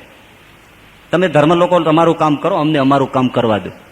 ત્યાર પછી પ્રગતિ થઈ અને ગેલેલિયોના સિદ્ધાંત પ્રમાણે અવકાશ ક્ષેત્ર ક્ષિતિજ ખુલ્યું અને એટલા બધા અવકાશ ક્ષેત્રના સમીકરણો બદલાઈ ગયા. એવી જ રીતે જ્યારે વૈજ્ઞાનિકોને સમજમાં આવ્યું કે પૃથ્વી ફરે છે, સૂર્ય સ્થિર છે, સમીકરણો બદલાયા, એમ આપણી સાધનાના જીવનમાં જાગ્રત, સ્વપ્ન, સુષુપ્તિમાં જીવ એટલે કે આત્મા એક સરખો છે, એ બદલતો નથી, એ જાગતો ઉઠતો નથી. એવી જ્યારે સમજ આવે ત્યારે આપણા જીવન જીવવાના બધા સમીકરણો બદલી જાય. એની જાગ્રત અવસ્થા આપણા જેવી ન હોય, એની સુષુપ્ત અવસ્થા આપણા જેવી ન હોય, યોગ નિદ્રા જેવી થઈ જાય. એની સ્વપ્ન અવસ્થા પણ આપણા જેવા સંસ્કાર છોડીને ક્યારેય ન જાય. એટલા માટે 3 અવસ્થાથી પર પોતાના સ્વરૂપનું મનન કરવું, એ ભાવ લાવવો. પછી વાત થઈ 3 દેહથી પર, સ્થૂળ, સૂક્ષ્મ અને કારણ. આ 3 દેહ આપણે એ તો છીએ જ નહીં. એ 3 શરીરની અંદર આપણે જીવરૂપ, આત્મારૂપ, આપણે ચૈતન્ય રૂપ છીએ. એ વાત તો સાચી છે, ભૂલાઈ ગયું છે એટલું. તો એ 3 શરીર છે એનાથી પર પોતાને માન. સ્થૂળ દેહ તે હું નહીં, સૂક્ષ્મ હું નહીં, કારણ હું નહીં. સ્થૂળ આ દેખાય તે, સૂક્ષ્મ અંતઃકરણ, મન, બુદ્ધિ, ઇન્દ્રિયો જે છે તે, અને કારણ એટલે વાસનાત્મક, રસાત્મક શરીર. એ 3થી હું જુદો છું. પણ એમાં એક સમજવાની વાત છે. શિક્ષાપત્રીમાં મહારાજ એમ કહે છે, નિજાત્માનમ બ્રહ્મ રૂપમ દેહત્રય વિલક્ષણમ વિભાવ્ય તેન કર્તવ્ય ભક્તિ કૃષ્ણ છે સર્વદા. બહુ સરસ એક પરફેક્ટ શબ્દ મહારાજ વાપરે છે, વિભાવ્ય તેન કર્તવ્ય. બ્રહ્મરૂપ તો થવાય તેદી થજો ભાઈ, પરંતુ અત્યારે એની વિભાવના કરો, ભાવના કરો. બ્રહ્મરૂપ તો જ્યારે થઈએ ત્યારે, પણ અત્યારે એની વિભાવના કરો કે હું કોણ છું, કે 3 શરીરથી હું પર છું. આવી ભાવના કરીને ભજન શરૂ કરો. બસ આપણે આટલું જ કરવાનું છે, પણ છતાંય આપણે કરતા નથી. તો ઘણાને એમ થાય કે હવે એટલી ભાવના ઉમેરવાથી શું હોય, એમાં ફરક પડી જવાનો છે. બહુ મોટો ફરક પડે. ભાવના જે પરિવર્તન લાવે છે એ બીજું કોઈ ન લાવી શકે. જુઓ, શરીર છે, ખાવા જોઈએ. ખાવાનું વહેલા મોડું થાય તો એમાં એક સમજદાર માણસ છે, વ્યવહારિક બુદ્ધિ રાખે છે કે ભાઈ વહેલું મોડું થાય એમાં ઝઘડો કરવાની જરૂર નથી, તો એના ઘરમાં કેટલી શાંતિ રહે છે. આ એક એને વ્યવહારિક ભાવના રાખી કે ભાઈ વહેલું મોડું થાય, શરીરનો ધર્મ છે, ભૂખ લાગે ખાવા જોઈએ, પણ વહેલું મોડું થાય અકળાવાની જરૂર નથી, એ સજ્જનનું કામ છે. આટલી જ વ્યવહારિક શાંતિની ભાવના રાખી તો એના કુટુંબમાં કેવી શાંતિ રહી. શરીર છે, સાજું માંદું થાય તો એમાં એક જણો છે ભાવના એવી રાખે છે કે ભાઈ શરીર છે, સાજું માંદું થાય, અને બીજો એવા ધાંધણિયા ધૂણાવે, ક્યાં મરી ગયા છું, બામ ક્યાં છે, હીટર ક્યાં છે, ઠંડુ પાણી ક્યાં છે, બરફ ક્યાં છે, પોતા ક્યાં છે, ડોક્ટર ક્યાં છે, દવા ક્યાં છે, ફ્રૂટ ક્યાં છે, પોપૈયું નથી, ચીકુ નથી, તું મારી પાસે બેઠો નથી, પંખો નાખતો નથી. અમુક ઘરના લોકો તો વડીલ બીમાર ન પડે એના માટે રોજ શીતળાઈ માતાની માનતા કરતા હોય. કારણ કે જો વડીલ બીમાર થાય એટલે આખું ઘર બીમાર પડી જાય. એક ને કઈ કામ સૂજે નહીં, અને વડીલ સાજા નરવા હોય તો આખું ઘર સાજું. એવા માંદા પડે કે આખા ઘરને બીમાર પાડી દે. આમ ફ્રૂટ ટેબલ ઉપર જોવે, પોપૈયું નથી, બીજા બધા પીડ્યા હોય. પોપૈયું કેમ નથી? તો કે તમને ભાવતું નથી એટલે નથી લાવ્યા. મને ભાવતું નથી, પણ ક્યારે ભાવે એ તમને ખબર પડે. ભાઈ તને ભાવે ત્યારે કાળી રાતે લઈ આવી દેશું, નકામો ટુંડા માથાકૂટ શું કામ કરે તું? પણ એ વડીલ છે, એ આજે બીમાર પડ્યા છે, એટલે એમાં એનો પૂરેપૂરો ત્રાસ ગુજારવાનો અધિકાર છે. ત્યારે બીજો એક વ્યવહારિક સમજમાં કે ભાઈ આ થાય, શાંતિ રાખો, ફ્રૂટ છે નથી, હમણાં આવી જશે, આરામથી સૂવે છે, ડોક્ટર આવે છે, વાંધો નહીં, શાંતિ રાખો, આવે છે. ઘણાને તાવ આવે, પિંડી તૂટે છે, કેડ ફાટે છે, માથું દુખે છે, મોઢું મોડું મોડું, પરસેવો, તાય તાપ, આહા. આપણે કઈ શું આટલું બધું થાય છે? આટલું બધું એ કાર્ય થાય એને તો મેલેરિયલ બીમારી કહેવાય. તને એકલું માથું ચડ્યું હોય તો મેલેરિયા કેમ કહેવાય? તને ટાઈડ વાય, તને તાવ આવે, તને પિંડીઓ ફાટે, તને કેડ ફાટે, તને માથું ફાટે, તને ઉલટી થાય, તને ઉબકા થાય, તને કઈ ગમે નહીં, એટલે તો તને મેલેરિયા છો કહેવાય. ધીરજ વાળો કે ભાઈ આવું બધું આમાં થાય, પણ જો મેલેરિયા થાય, દવા લે, ઉલટીઓ થાય, હે ડાક્ટર પેટમાં કાંઈ રહેતું નથી, પણ એ તો એને લીધે જ નથી રહેતું. પણ એક વ્યવહારિક બુદ્ધિથી ધીરજ રાખે છે કે ભાઈ આ વસ્તુ આમાં થાય, એમાં પછી ગમે ત્યાં જાઓ, અમેરિકા જાઓ, જાપાન જાઓ, આ થાય ને થાય જ. અને 3-4 દિવસ દવા લ્યો ત્યારે સરખું થાય, એ સિવાય ન થાય. એવી કોઈ ગોળી નથી તમને આમ ટપ દઈને અડાડીને તમે સાજા થઈને દોડવા માંડો અને રાયપુરમાં જઈને ગોટા ખાઈ આવો, એવું ના થાય. તો એ એક સમજથી જીવે છે તો ફાયદો થાય છે ને. આ ભાવના છે. એમ આપણે 3 દેહથી પર પોતાની ભાવના રાખે તો એને ધ્યાન, ભજન અને વ્યવહારમાં વિક્ષેપો ગળવા માટે. જ્યારે શરીરના ભાવ આવે એને ખાવા જોઈએ, પણ આત્મભાવમાં રમનારો છે એ એનાથી પરભાવ સમજે છે કે ભાઈ આ બધા ધર્મો દેહના છે, મારા નથી. મળશે ત્યારે મળશે તો એને એ પીડા મટી જાય છે અને ભગવાનના સ્વરૂપમાં મન હટતું નથી. દેહના, મનના, ઇન્દ્રિયોના વિક્ષેપો એની ભગવાનની સુરતામાં વૃત્તિ તોડવા માટે સમર્થ થતા નથી. આટલો મોટો ફાયદો થાય છે. અને અંતઃકરણ હું નથી, સૂક્ષ્મ રૂપ હું નથી, મન બુદ્ધિ તે હું નથી, એવું જયારે મનમાં બહુ ભાવના કરતા આગળ વધાય છે ત્યારે ધ્યાન ભજન કરવા માટે અને સંકલ્પોને કાપવા માટે બહુ સરળતા થઈ જાય. એક જ ફટાકે આપણે જેમ ખમીસ ઉતારીને મૂકી દઈએ એમ સૂક્ષ્મ શરીરને એ આઘું કરી શકે. મનમાં આ સંકલ્પો થાય છે, આ હું નથી, પતી ગયું. એ દરવાજો એને બંધ થયો અને ભગવાનના સ્વરૂપમાં લાગી જાય. આ ભાવનાથી કામ થાય છે. હજી ન સમજાતો હોય જુઓ, અમુક એવા દર્દો હોય છે એમાં ડોક્ટર દવા કરે પણ આપણી પાસેથી અપેક્ષા રાખે. કઈ પ્રકારની? હું સાજો થઈ જઈશ. એવી ભાવના જો દર્દીના દિલમાં ન હોય તો ગમે તેવો ડોક્ટર દવા કરે ને તો અસર ન થાય, પતી ગયું. દર્દી પોતે અંદરથી એવો તૈયાર હોવો જોઈએ કે આ દવાથી આ રીતે આટલા દિવસોમાં હું સાજો થઈશ, દોડતો થઈ જઈશ. તો એવી મરણતોલ આવેલી બીમારીઓમાં પણ દર્દીઓ બેઠા થઈને દોડતા થયાના દાખલા છે. બાકી ઓછી બીમારી હોય મનથી ભાંગી પડે, હવે હું સાજો નહીં થાઉં, ડાક્ટર આ ગમે તેટલું કરે, હવે હું મરી જાઉં, એ મરી જાય. અને પેલો તો મોતને દરવાજે હાથ દઈને પાછો આવે. બધાને એમ થાય કે આ મરી જાય છે, પણ પેલો કે તમે દવા કરો મને સારું થશે. હજી મારે 3 છોકરાને પૈણાવા છે, હાજો કર. અને બેઠો થાય લ્યો. આપણે ભાઈ શું દેવાણી ભાઈ છે અહીં બેઠા હોય તો ભલે, પણ એમને તમે જુઓ, મોત 10 મિનિટ તો માણસ મરી ગયો તો સાવ ઓફ. અને ડોક્ટરો 3-4 આ તો ડેડ થઈ ગયા. એને જાણ્યું કે આમે મરી જ ગયો છે. એટલે ફેફસા ઉપર ધમધમાટી બોલાવવા માંડ્યા. જ્યાં આવે ને ગોદાન પડતા તે એમ 10 મિનિટ કૂટ્યો તો મારો બેઠો થયો. તે ડોક્ટરો જો એવો પીટ્યો તેમાં એના હાડક્યા ભાંગી નાખ્યા, પાહડાના 4 કૂટવામાં. પણ એ બેઠો થયો 10 મિનિટે. અને પછી એના જે આખી હિસ્ટ્રી તમે સાંભળો એટલું હોરર પિક્ચર જેવું છે એનું બધું, કે ડોક્ટરો અડવામાં ના આઘા થઈ જાય. હવે આને તમે બીજે લઈ જાઓ, આ કે તું આઘો છે નો જાતો, દવા કરી. એવી રીતે એ માણસ હિંમતથી એક પણ આંસુ નહીં, એની કથા સાંભળીએ તો આપણે પરસેવો વળી જાય, પણ એને એક જ રાખ્યું કે મારે બેઠું થવું જ છે, દવા કરવી છે, બેઠું થવું છે. ભગવાન સ્વામિનારાયણ સહાયમાં છે, હું બેઠો થઈશ જ. અને આજની તારીખમાં બેઠા થઈ ગયા છે ને અહીં આવે છે, દર્શન કરે છે, કથા વાર્તા બેસે છે, આરામ. હજી થોડું ડ્રેસિંગ બાકી છે, એ કરાવ્યા કરે છે. પણ હિંમતને અને ભાવનાને દાદ દેવી પડે. તો ભાવના બહુ મોટું કામ કરે. એનાથી એક અમારા લાઈનની તમને વાત કરું, ભાવના શું કામ કરે. અહીંયા અમે બોલીએ છીએ, નિખાલસપણે વાત છે કે કોઈ પણ વક્તા જ્યારે બોલવા માટે ઊભો થાય ત્યારે એના મનમાં સૂક્ષ્મ રીતે એને એક ભાવના નક્કી કરવી જ પડે કે હું જે રજૂ કરવાનો છું એ સામે બેઠા કોઈ જાણતા જ નથી, સાવ અજ્ઞાની છે, હું જ મહાવિદ્વાન છું. એવી જ્યારે અંદરથી માનસિક તૈયારી થાય ત્યારે જ 2 શબ્દો બોલાય. જો એમ થઈ જાય કે મારા કરતા બધા જ મહાન છે ને મનેથી કંઈ નથી વિશેષ આવડતું, આ બધા જ જ્ઞાનીઓ પંડિત છે, એક શબ્દ ન આવે, મોઢાની જાડી જ ન ફાટે. પણ એમ જ સમજવું પડે કે તમે બધા અજ્ઞાની છો ને અમે જ્ઞાની છીએ, નહીતર બોલાય જ નહીં. જરાક કોઈક વિદ્વાન આપણાથી ઊંચો આવીને બેસી જાય તો જોજો ઘણા વખતાને ગેંગે ફેફે થાય છે કે નહીં, એને ખ્યાલ આવી ગયો કે આના કરતા હું નીચો છું, વાણી ઉતરે જ નહીં. એટલે આ એક ભાવનાથી તૈયાર થવું પડે. અને ઘણા વ્યાખ્યાનની કળા શીખવનારા પેલો મુદ્દો આ કહે છે, બોલતા શીખવું છે તો તમે એમ સમજો કે તમારી સામે જેટલા બેઠા છે બધા અજ્ઞાની છે, એમ સમજો તો તમારી વાણી ઉઘડ છે. આ એક ભાવના જો પ્રકાર છે. તો જેવી ભાવના કરીએ તેવું આપણું જીવન થાય છે. વિચાર એક મોટું બળ છે.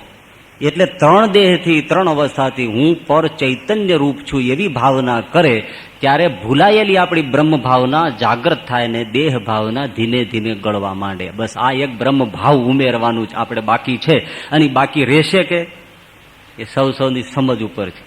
પણ એક જો બ્રહ્મ ભાવ જ્યારે જ્યારે એ વસ્તુને ઉમેરવામાં આવે ત્યારે મહાન કામ થાય. શ્રીજી મહારાજને એની બહુ જ તાન છે. અમદાવાદનું બીજું વચનામૃતમાં બહુ સુંદર રીતે સમજાવે છે. મહારાજે એ પ્રશ્ન કર્યો કે સાંભળો સંતો, 2 પ્રકારના ભક્ત છે. આવી મહારાજને વાત કહેવાની બહુ મજા છે, ગમે ત્યાંથી કમ્પેર લઈ આવે તો 2 ભક્ત છે. એક 3 દેહથી અને 3 ગુણ સત્વ રજતમ એનાથી પર વર્તે છે અને ભગવાનની ઉપાસના ભક્તિ કરે છે. બીજો છે એ આ 3 દેહાત્મક વર્તે છે, 3 ગુણાત્મક વર્તે છે. પણ ભગવાનને વિશે અતિશય પ્રીતિવાન વર્તે છે. તો આ બે ભક્તોમાં શ્રેષ્ઠ ભક્ત કોણ છે? સંતોએ કહ્યું મહારાજ અતિશય પ્રીતિવાળો ભક્ત છે એ શ્રેષ્ઠ છે. તો શ્રીજી મહારાજ કેટલો બીજો પ્રશ્ન પૂછ્યો. એક જણો છે એ નાહી ધોઈને પવિત્ર થઈને ભગવાનની પૂજા કરે છે અને બીજો મળ મૂત્રે ભર્યો ભગવાનની પૂજા કરે, એ બેમાંથી શ્રેષ્ઠ કયો? તો કે મહારાજ એ તો પવિત્રપણે નાહી ધોઈને જે પૂજા સેવા કરે એ શ્રેષ્ઠ છે. તો મહારાજ કે તમે આનાથી ઉલટું પેલામાં એમ કેમ કહો છો? જે અતિશય પ્રીતિવાન છે પણ માયિક ભાવે વર્તે છે, માયિક ગંદકી એટલે કે મળ મૂત્રે ભર્યો છે, ભગવાનમાં પ્રેમ છે પણ મળ મૂત્રે ગંદકીએ ભર્યો, કાં માયિક ભાવ છે, તો એને તમે શ્રેષ્ઠ કેમ કહો છો? અને પેલો છે એ ભગવાનને ભજે છે અને ગંદકી માયાની છે બધી દૂર કરીને પવિત્ર થઈને, નહીં જ્ઞાનેન સદૃશમ પવિત્રમિહમસ્તિ, જ્ઞાન સમાન કોઈ પવિત્રતા નથી. એટલા માટે આ જે માયાની ગંદકી એને દૂર કરીને જે બ્રહ્મભાવથી ભગવાનને ભજે એ જ ભક્ત શ્રેષ્ઠ છે. એને જ્ઞાની કહ્યો છે અને એ શ્રેષ્ઠ એકાંતિક ભક્ત કહ્યો છે. અને એ જ મોટા મોટી પવિત્રતા, ગમે તેમ સોળે થઈને પૂજા પાઠ કરે પણ આ બધો લોચો ભેળો હોય તો એ એવો પવિત્ર નથી જેવો બ્રહ્મભાવથી ભગવાનને ભજે છે એ પવિત્ર છે. મહારાજે નાના નાના સંતો આવીને બેઠા, બધા ભણનારા હતા. બહુ સરસ રીતે એમણે આ કયા ભાવમાં રહીને ભજન કરવું એને સમજાવ્યું. મોટાઓની રીત ન્યારી છે, એને દ્રષ્ટાંતો કેમ સૂજે. તો બધા સંતો બેઠા છે, એમને મહારાજ કહ્યું કે જો સંતો સાંભળો, વડતાલમાં રામપ્રતાપભાઈનો જે બંગલો છે એમાં અમે બેસતા અને ત્યાં ધ્યાન કરતા, પણ ત્યાં લોકો ખૂબ ભીડ કરે એટલે અમને ધ્યાન ભજનમાં મજા ન આવી. એટલે એક વિચાર થયો, જો સાંભળજો ક્યાં લઈ જાય છે વાત. એટલે વિચાર થયો કે આ રામપ્રતાપભાઈના બંગલા કરતા આપણે એક નાનકડો ઓરડો હોય અને એમાં એક ઢોલિયો ને બે સેવક જ બેસી શકે એવડો જો ઓરડો હોય તો સુખેથી ધ્યાન થાય. એટલે પછી અમે આથમણી બાજુ એવો ઓરડો કરાયો અને એમાં અમે ધ્યાન કર્યું. થોડા દિવસ ધ્યાન કર્યું ત્યાં અમને વળી વિચાર થયો કે આ પડી જાય એવા મકાનો છે, એના કરતા કોઈ પર્વતની જો ગુફામાં બેસીને ધ્યાન ભજન કરીએ તો વધારે સારું. પણ વળી વિચાર થયો કે એ ગુફાઓ અંતે તો પડી જાય એટલે એ સ્થાન બરાબર યોગ્ય નહીં, એના કરતા કોઈ વિશિષ્ટ સ્થાન હોવું જોઈએ. એટલે પછી અમે વિચાર કર્યો, બદ્રિકાશ્રમ, શ્વેતદ્વીપ, બ્રહ્માદિક ઈશ્વરોથી માંડીને પ્રકૃતિ પુરુષના લોક સુધી બધાના સ્થાન જોયા તો પણ એમ થયું કે અંતે પ્રલય કાળમાં તો એ બધા નાશ પામી જાય છે, માટે એ પણ અમને ઠીક ન લાગ્યું. પછી અમે અંતરદ્રષ્ટિ કરી ત્યારે અમારા હૃદયમાં પ્રકાશ જણાયો અને એ પ્રકાશમાં ભગવાનની મૂર્તિ દેખાઈ. ત્યારે અમને એમ થયું કે આ રીતે આ સ્થાનમાં ધ્યાન ભજન કરવું એ જ શ્રેષ્ઠ છે. એટલે સંતો બ્રહ્મરૂપ ભાવ થઈ અને ભગવાનની ભક્તિ ઉપાસના કરવી એના જેવું કોઈ ભજનને યોગ્ય સ્થાન નથી. સરસ રીતે સરળ ભાષામાં સમજાવ્યું. હવે આવી ભાવનાથી કોઈ ભજન કરે તો ધીમે ધીમે શું થાય? તો મહારાજ કે આવી રીતે ભજન કરતા કરતા એને પોતાનું જે સ્વરૂપ છે એને અતિશય પ્રકાશમાન ભાળે અને તે પ્રકાશને વિશે ભગવાનની મૂર્તિ જેવી પ્રગટ પ્રમાણ છે તેવી અતિશય પ્રકાશે યુક્ત ભાસે. ભગવાનની મનુષ્ય રૂપ મૂર્તિનું એ ધ્યાન ભજન કરે છે, જે સામે બેઠા છે એવા મનુષ્ય રૂપ ભગવાન પણ અતિશય પ્રકાશે યુક્ત એને ભાસે. પોતાના હૃદયમાં પોતાના સ્વરૂપનું યથાર્થ જ્ઞાન થાય અને પરમાત્માનો સાક્ષાત્કાર થઈ જાય. અતિશય પ્રકાશે યુક્ત ભગવાનનું દર્શન થાય. ચિત્ર પ્રતિમાનું ધ્યાન કરતો હોય તો એમાંથી એને પાષાણ ધાતુ આદિકના ભાવ ઉડી જાય અને એ રૂપ ભગવાનની મૂર્તિ એના હૃદયમાં સાક્ષાત થઈ જાય. આવું થાય તો મહારાજને કહેવાનો અર્થ એ છે કે પછી એ નિર્વિઘ્ન ભક્ત થાય છે, એને ક્યારેય વિઘ્ન પડતું નથી. અને જો આવી સ્થિતિ ન થઈ હોય તો એને માટે મોટું વિઘ્ન છે, એ વિઘ્નનો કોઈ પાર નથી. દૂધમાં માખણ છે, ઘી છે, દૂધ જમાવ્યું, ગોરસ કર્યું, હવે એને તમે વલોવો અને માખણ છૂટું પડ્યું. હવે છાશમાંથી માખણ છૂટું પડ્યા પછી એ માખણ છાશમાં ડૂબે નહીં, વાત પતી ગઈ. એમાં ક્યારેય ભળે નહીં. માખણ છૂટું પડી ગયું પછી તમે એને અમેરિકા જર્મની લઈ જાઓ અને પાછું છાશમાં ઘાલી દે એવું કોઈ મશીન ખરું? પતી ગયું, છૂટું પડી ગયું. હવે છાશમાં ક્યારેય ભળે નહીં.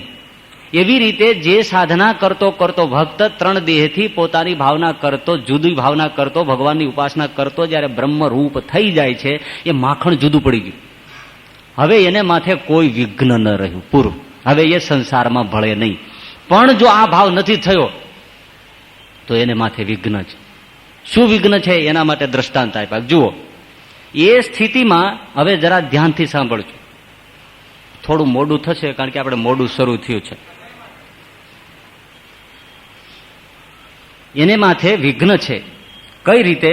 કે જો એવી સ્થિતિમાં શિવજી નહોતા વર્તતા. કેવી?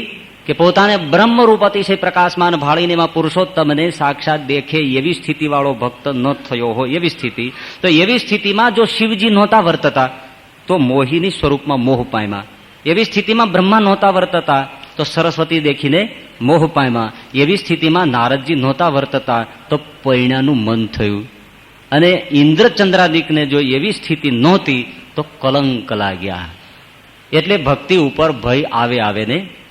પણ એમાંથી એક વાત એ છે, હું તમને પૂછું કે એવી સ્થિતિમાં શિવજી નહોતા વર્તતા તો મોહિની સ્વરૂપમાં મોહ પામ્યા. એને નાને મેળ કેમ આવે? શિવજીની એવી સ્થિતિ નથી. દાખલો આપ્યો છે એટલે તમે સ્વીકારી લ્યો એમ મેળ ન પડે. પણ શિવજીને શું એવી સ્થિતિ નથી? શિક્ષાપત્રીમાં મહારાજ કહે નારાયણ અને શિવજી બેયનું બ્રહ્મરૂપે વેદમાં પ્રતિપાદન થયું. ઉભયોર બ્રહ્મરૂપેણ વેદેશુ પ્રતિપાદનાત. તો એને તો આ સ્થિતિ છે. શું શિવજી ત્રણ અવસ્થા? અરે એ તો તમામ અષ્ટાંગ યોગનો પ્રવર્તક પણ શિવ છે. તો એવા મોટા એને અહીં કેમ ઘટાવાય? ત્રણ દેહ ત્રણ અવસ્થાથી બધાથી પર બ્રહ્મરૂપ શિવજી વર્તે છે. ના, વચરામૃતની અંદર પણ ફરીથી શ્રીજી મહારાજ ગરડા મધ્યના 51માં પણ યાદ કરે છે કે શિવ બ્રહ્મા જેવા તો કોઈ સમર્થ નહીં. એ તો નારદ જેવા ગુરુ, અને એ જેવા બ્રહ્મરૂપે વર્તે એવા તો બીજા કોઈથી વર્તવું પણ કઠણ થઈ પડે. લ્યો, પોતે જ કહે છે પાછું. ત્યાં પેલા એમ કહે છે ને, અહીં પાછા ખંડન કરે છે. એવા બ્રહ્મરૂપે કોઈ વર્તી ન શકે. વરતાલના 20મા વચરામૃતમાં એમ કહ્યું કે શિવ, બ્રહ્મા, શૃંગી ઋષિ, પારાશર, નારદ એ બધાને શું નિર્વિકલ્પ સમાધિ નહોતી? નિર્વિકલ્પ સમાધિ વાળા જ હતા. તો નિર્વિકલ્પ સ્થિતિ સમાધિને પામેલા આ બધા છે. અને પછી એમ કહે છે જો એવી સ્થિતિ નહોતી વર્તતી એટલા માટે પડ્યા. મેળ નથી આવતો. આટલું બધું ખોટું ન બોલાય. આ બધા સ્થિતિ વાળા જ છે. સ્થિતિમાં નહોતા વર્તતા એવું નથી. પણ એમાંથી સમજવાનું એવું છે કે એ જ વચનામૃતોની આગળ પાછળ મહારાજ એમ કહે છે કે એમને વિશિષ્ટ સંજોગોમાં ભૂંડા દેશકાળને યોગ્ય કરીને આવી પરિસ્થિતિ સર્જાઈ ગઈ. સ્થિતિ તો હતી જ, એટલે સાર શું લેવાનો? ભૂંડા દેશકાળના યોગ થયા. કેવા થયા એ એના ચરિત્રોમાંથી આપણે જોઈશું. પણ યાદ એટલું રાખવાનું કે એવા વિશિષ્ટ સંજોગ પેદા થયા કે એનાથી એ પડ્યા. અને પડે એની સંભાવના શું છે? કે એક નારાયણ સિવાય બધા જ માયામાં તણાય. તત સૃષ્ટ સૃષ્ટે શું કોન્વ ખંડિત દિહિ પુમાન ઋષિન નારાયણ મૃતે યોશિન મય્યેહ માયા. એક નારાયણ જ માયામાં ક્યારેય લપટાય નહીં. બાકી ગમે તેવા હોય તો વિષમ દેશકાળ થાય ત્યારે તણાયા વગર ન રહે. આ ચોખ્ખું પરિણામ છે. એટલે સમજવાનો સાર એટલો કે આવા મોટા દ્રષ્ટાંત એટલા માટે મૂક્યું છે કે આવી સ્થિતિ હતી છતાં પણ જો આવું થયું દેશકાળે, તો જેને આવી સ્થિતિ નથી એનું શું થાય? એનો તો કોઈ પત્તો જ લાગે નહીં. પેલા તો ક્યારેક પડ્યા, એક વાર પડ્યા, પણ આને સ્થિતિ નથી. એ તો પડેલો જ છે, ગટરમાં જ છે. અને એને કોઈ વિઘ્નનો હિસાબ જ નથી. આપણે કાઉન્ટ ગણીએ, એક દિવસમાં આપણું પતન અને ઉત્થાન કેટલું? સવારે કહીએ કે આજે ચૂરમું નથી ખાવું, તો બપોરે તો શિયારે ખાઈ લીધું હોય. આ તો એક દ્રષ્ટાંત છે.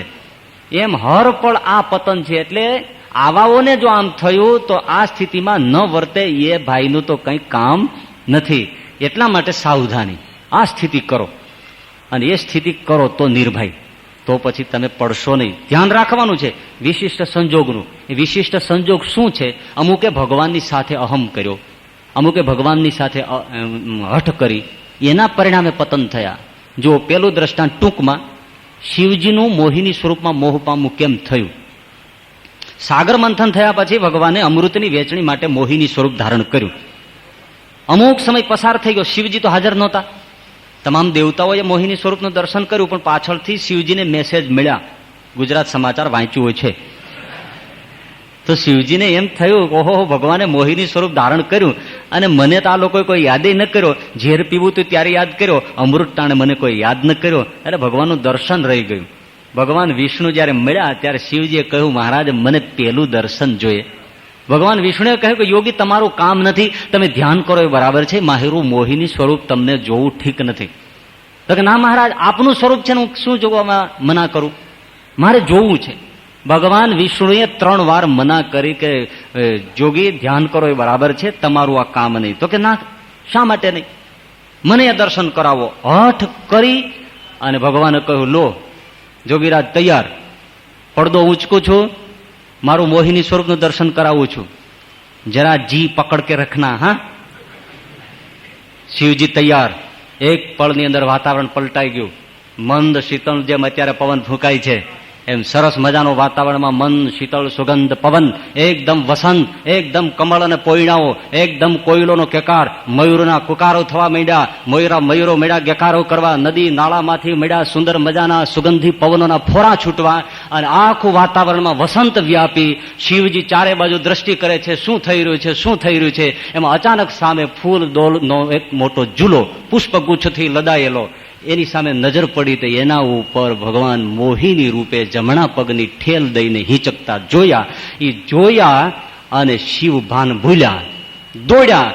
જેવો હાથ પકડવા ગયા, ન વસંત, ન પુષ્પો, ન કોયલોનો કેકારવ, ન કુંજન, નહીં હિંડોળો, નહીં ફૂલનો ગુચ્છ, નહીં મોહિની. ભગવાન વિષ્ણુ ખડખડાટ હસતા. જોયું યોગી? હા મહારાજ, હું લુબ્ધ થઈ ગયો. પણ શિવજીએ ચરણમાં માથું મૂકીને એક જ વાત કહી કે મહારાજ, આપ જયારે મોહિની બનતા હો સ્વયં, ત્યારે તમારામાં મોહ કોણ ન પામે, માટે હું મોહ પામ્યો, પણ ક્ષમા કરો. તો જો શિવ તણાયા એટલે એવા સંજોગમાં ગયા. બીજી બાબત છે બ્રહ્માજીની. સરસ્વતીનું નિર્માણ થયું, એનો બાપ છે અને આ એની દીકરી છે. પણ સરસ્વતીના રૂપને બ્રહ્માજીએ મર્યાદા મૂકીને જોયું. સગા બાપે દીકરીને ક્યારે ટકટક આંખથી જોવાય નહીં. હવે તમે જમાનો બહુ ખરાબ આવે છે, બધું વાંચતા હશો, જાણતા હશો. ઘણા વખત પેલા વિરોધ હતો, ભગવાન સ્વામિનારાયણ શિક્ષાપત્રીમાં મા બેન દીકરી સાથે એકાંતમાં ન રહેવું એવું કેમ લખ્યું. પણ આજના સંદર્ભમાં વાંચો તો ભગવાન સ્વામિનારાયણ બહુ જ સમાજની આગળ છે. તો બ્રહ્માજીએ આ જમાનામાં ભૂલ કરી, પોતાની દીકરીને ટીકીને જોઈ વિહવળ થઈ ગયા, દોડ્યા. સરસ્વતીએ જાણ્યું કે પિતાજી આ તમે શું કરો છો. દીકરી એકદમ ભાગ્યા, બ્રહ્માજી પાછળ દોડ્યા. ન ભાન રહ્યું કે હું ક્યાં જાઉં છું, સમાજ જુએ છે. બાપ દીકરીની પાછળ ઘેલો થયો. સરસ્વતીએ જાણ્યું ભૂંડી છે, એટલે સરસ્વતી મૃગલું થઈ ગયા, હરણી બની ગયા. તો બ્રહ્માજી હરણ થયા, પાછળ દોડ્યા. આગળ દક્ષ પ્રજાપતિ એવા કોઈ ઉભા હતા, ઋષિઓ કેમ, એ જાણી ગયા કે આહા. એમણે કહ્યું, અરે દાદા તમે, ઉભા રહી ગયા, પોતાનું અસલ સ્વરૂપ પ્રગટ કર્યું. પરંતુ મને એક વસ્તુ મનમાં લાગે છે કે ત્યારથી માંડીને સરસ્વતીને એવો આઘાત લાગ્યો કે એમને લગ્ન સંસ્થા ઉપર પૂરી નફરત થઈ ગઈ અને સરસ્વતી આજીવન કુંવારા રહેવાનું વ્રત લઈ બેઠા. આજે પણ સરસ્વતી કુંવારા છે કે આ મામલામાં, આ બબાલમાં પડવા જેવું નથી. સગો બાપ જો નજર બગાડતો હોય તો મારે લગ્નમાં જવું નથી. તો આ પ્રસંગ બ્રહ્માનો બન્યો. ત્રીજો નારદજીનો. નારદજીને શું થયું? આપણે રામચરિત માનસ પ્રમાણે લઈએ તો નારદજી હિમાલયની તળેટીમાં તપ કરવા બેઠા અને સમાધિસ્થ થઈ ગયા. એવા સમાધિસ્થ થયા કે ઇન્દ્રને ચિંતા થઈ. ઇન્દ્રને એમ થયું કે કોઈ તપ કરે પેલી ગડગડાટી ઇન્દ્રને થાય કે આ મારું ઇન્દ્રાસન લઈ લેશે. જેમ આપણા બધા રાજગાદી વાળા છે એને એમ થાય ને પેલો મારી ગાદી પડાવી જશે, હમણાં મારી ખુરશી લઈ જશે. હવે જો આવું કઈ કરશો તો હું વિધાનસભા વિખેરી નાખીશ. હો એટલે બધાને ચિંતા છે ગાદીની. ઇન્દ્રને ચિંતા થાય એટલે કામદેવને બોલાવ્યો, જાઓ એ વિઘ્ન કરો. ટૂંકમાં લઈએ છે કથા. અને કામદેવ આવ્યો છે હિમાલયની તળેટીમાં. ફરીથી એમણે આ પોતાનો પ્રભાવ પ્રસરાયો, નારદજી ઉપર ખૂબ અખત્યાર કર્યો. નારદજીની આંખ ઉઘડી નહીં. અડોલ કામદેવ પગમાં પડી ગયો. એક જ પ્રયોગ કર્યો અને ફૂલની માળા લઈને આવ્યો. અપ્સરાઓ, ગંધર્વો, નૃત્યો એને કહી દીધું તમારો સાજ સંકેલી લ્યો. મને લાગે છે કે નારદજી આ રીતે આંખ નહીં ખોલે, એટલે તમે બધા જાઓ. બધું સમેટી લીધું ને હાથમાં ફૂલની માળા લઈ નારદજીના ગળામાં નાખી અને જય જયકાર કરવા માંડ્યો કે ધન્ય હો મહારાજ, તમારા જેવા મેં કોઈ તપસ્વી, યોગી ને સંયમ ઇન્દ્રિય કોઈ જોયા નથી. એમ કહીને સ્વયં કામદેવ જ્યાં પગમાં પડ્યો એટલે નારદજી આંખ ખોલી નાખી. પ્રશંસા આવી. આનો અર્થ શું છે કે ગમે તેવા વિઘ્નોથી માણસ બચી જાય ને ભક્તિમાંથી ન પડે, પણ આ 2.5 રૂપિયાના મળતા ફૂલના હારથી માણસ ભક્તિમાંથી પડી જાય. જ્યાં જોઈએ ત્યાં ડોકું લાંબુ કરીને બેસી જાય. મને ક્યારે હાર પહેરાવશે, મને ક્યારે હાર પહેરાવશે. અને જેમ મોટો હાર પહેરાવ્યો વધારે મનમાં ગુલગુલી થાય કે હું કંઈક વિશિષ્ટ છું. તો આ હાર તો ખરેખર એનું નામ જ છે હાર. હરાવી જ દે, એનું નામ હાર. નારદજીને હરાવી દીધા. ફૂલની માળાથી કામદેવે હરાવ્યા. આંખ ખોલી નાખી. એને એટલું જ કરવું હતું ને તપ બંધ થઈ જવું જોઈએ. કામ પૂરું કર્યું. જય જયકાર કરીને કામદેવ જતો રહ્યો. સ્વર્ગમાં જઈને ઇન્દ્રની સભામાં કહ્યું કે નારદજી ધન્ય છે, એવો જીતેન્દ્રી કોઈ જોયો નહીં, એવો કોઈ સમાધિસ્થ પુરુષ ન જોયો, એવો કોઈ તપસ્વી ન જોયો, એવો કોઈ મુનિ ન જોયો. અપ્સરાઓના નૃત્ય ઝાંઝરઝા ઝણકાર એને કંઈ વિચલિત ન કરી શક્યા. દેવ સભાઓમાં બહુ સન્માન થયું. નારદજીના ગુણગાન થયા. નારદજીને બોલાવવામાં આવ્યા. ઇન્દ્રે સન્માન કર્યું. કારણ કે એને તો બસ પતી ગયું ને કામ, પછી સન્માન કરવામાં શું વાંધો. નારદજીને હવે ગર્વ થયો. એને એમ થયું કે હું કંઈક છું. પણ પેલું યાદ શું આવ્યું કે શિવજીને કોઈ ખબર કર્યા હશે કે નહીં, કારણ કે એકવાર શિવજીને કામે પછાડી દીધો જ. પણ મને કામે ન પછાડ્યો, મેં કામને પછાડ્યો. એટલે આ વાત કોઈ શિવજીને કરી હશે કે નહીં, નહીં કરી હોય, મને જવા દે. હવે આ અહંકાર થયો અને સ્વયં નારદજી નારાયણ નારાયણ કરતા કૈલાસ પહોંચ્યા. ભગવાન શિવ ભોલેનાથ તો સમાધિમાં જુએ છે કે નારદ આવે છે, પણ બીમાર થઈને આવે છે. એટલે ઊભા થયા. માણસ માંદો આપણે ઘરે આવતો હોય તો આપણે એને સામેથી હાથ પકડવો પડે, નહીં તો આપણા બારણામાં ભૂખ દઈને પડે. ક્યાંક અમારે એક ભાઈ વાત કરતા હતા કે મારા સંબંધી મળવા આવ્યા, ચાય બનાવી, ચાય એને રકાબીમાં આપી, એક ઘૂંટડો ભર્યો એ ટેક આવ્યો, હું મરી ગયો. કે મારે એને દવાખાને લઈ જવા, અને ખિસ્સામાં પૈસા હોય, મારી પાસે પૈસા નહીં, અને જે ધમાલ થઈ ભાઈ, ગાડી લાવો, ટેક્સી લાવો. આ ક્યાં ભવે મારા આંગણામાં આવીને ચા બનાવીને એ ઊંધો પડ્યો, અને મારે ઉછીના ઉધારા કરીને દવાખાના ભેળો કરવો પડ્યો, અને 3 દી જાગ્યો. એટલે આવું થઈ જાય. એટલે ભગવાન શિવજી ઉભા થયા, નારદજીને હાથ જાલીને પોતાની પાસે લઈ આવ્યા. બેસો. પેલું પૂછ્યું કેમ છો? બહુ સારું છે મહારાજ, પણ તમને કઈ સમાચાર મળ્યા છે કે નહીં? લો. શિવજી કે અહીંયા તો બહુ ઠંડુ વાતાવરણ રહે છે ને, અહીં કોઈ આવતું નથી, કોઈ જાતું નથી, હમણાં બરફ ખૂબ પડે છે ને, એટલે કોઈના સમાચાર આવતા નથી, અને મેં કોઈ પેપર બંધાવ્યું નથી, અને હમણાં નારદે આવ્યો નથી, એટલે મને કઈ ખબર નથી. આ તું આવ્યો અને તું સમાચાર આપ. અરે મહારાજ કે એવું બન્યું, હિમાલયની તળેટીમાં જઈને મેં તપ કર્યું. બહુ સારી વાત છે, આપણે તપ ન કરી કોણ કરે, હું તપ જ કરું છું. તો કે ના ના ના, બહુ મજાની વાત છે. તો આટલા વર્ષો સુધી મેં તપ કર્યું, સમાધિસ્થ થયો, કામદેવ આવ્યો મને પરાજિત કરવા, પણ મને પછાડી ન શક્યો. મારા ચરણમાં કામદેવ નિમો. મહારાજ તમને એકવાર પછાડી ગયો તો ને? શિવજીએ જાણ્યું કે આ ભૂંડી કરી. નારદજીને એમ છે કે નંબર 1 હું છું, નંબર 2 શિવજી છે. એટલે શિવજી ભલામણથી સાંભળી લીધું, પણ એટલી એને સલાહ આપી કે તમે મને જે વાત કરી એ તમે વિષ્ણુને કરતા નહીં, કારણ કે એ સહન નહીં કરે. મારું તો આ ઠેકાણું છે, એટલે હું તો કઈ બોલીશ નહીં, મનમાં કીધું. પણ આટલી સલાહ આપી, નારદજી હરો ફરો, વિચરો, ભક્તિ કરો, પણ આ વાત તમે ક્યારે વિષ્ણુ આગળ કરતા નહીં, બાકી બધા દેવની આગળ કહેવાની છૂટ છે, જાઓ. વિષ્ણુને આ નારદજીને મનમાં એમ થયું કે જોયું પોતાનું નીચું દેખાય એટલા માટે મને ના પાડે છે, અવળું જ સૂજે. અહંકાર કોઈ દિવસ સવળું સૂજવા દે નહીં. ભગવાન શિવ ભલમનસાઈથી કહે છે કે વિષ્ણુને ન કહેતા, નહીં તો તમારી ભૂંડી દશા થશે. પણ એને એમ થાય છે કે મારો નંબર 1 થયો ને આને જોયું જવાતું નથી. સીધા ઉપડ્યા વિષ્ણુ પાસે. ભગવાન વિષ્ણુએ કીધું પધારો પધારો નારદજી, આવો. ઘણા સમય. હા મહારાજ, હમણાં સમય જ ક્યાં હતો, એટલે તપમાં પડી ગયો તો. એવું ઘોર તપ કર્યું, કામદેવ આવ્યો. એમ પછી શું? એમણે તો મને પછાડવા માટે ખૂબ માથાકૂટ કરી, પછી મને ન હરાવી શક્યો, એ મારી આગળ હાર સ્વીકારી ગયો. જોયું મહારાજ, મેં કામને પરાસ્ત કર્યો. ભગવાન વિષ્ણુ હસતા હસતા કે નારદજી તમે યોગી છો, અરે તમને કામદેવ શું કરે? તમે મારું ભજન કરતા હતા, મારા સ્મરણથી તમને કામદેવ કંઈ ન કરે એ તો હું નારદ તમને કહું, પણ તારું કોઈ ભજન કરે ને તોય એને કામ ન વ્યાપે, એમાં તે મોટી મોત શું મારી છે? આવો તો પ્રતાપી છો. તો કે મહારાજ પણ કામ બહુ મોટું થયું. હા ભાઈ, બહુ સરસ થયું, કઈ વાંધો નહીં.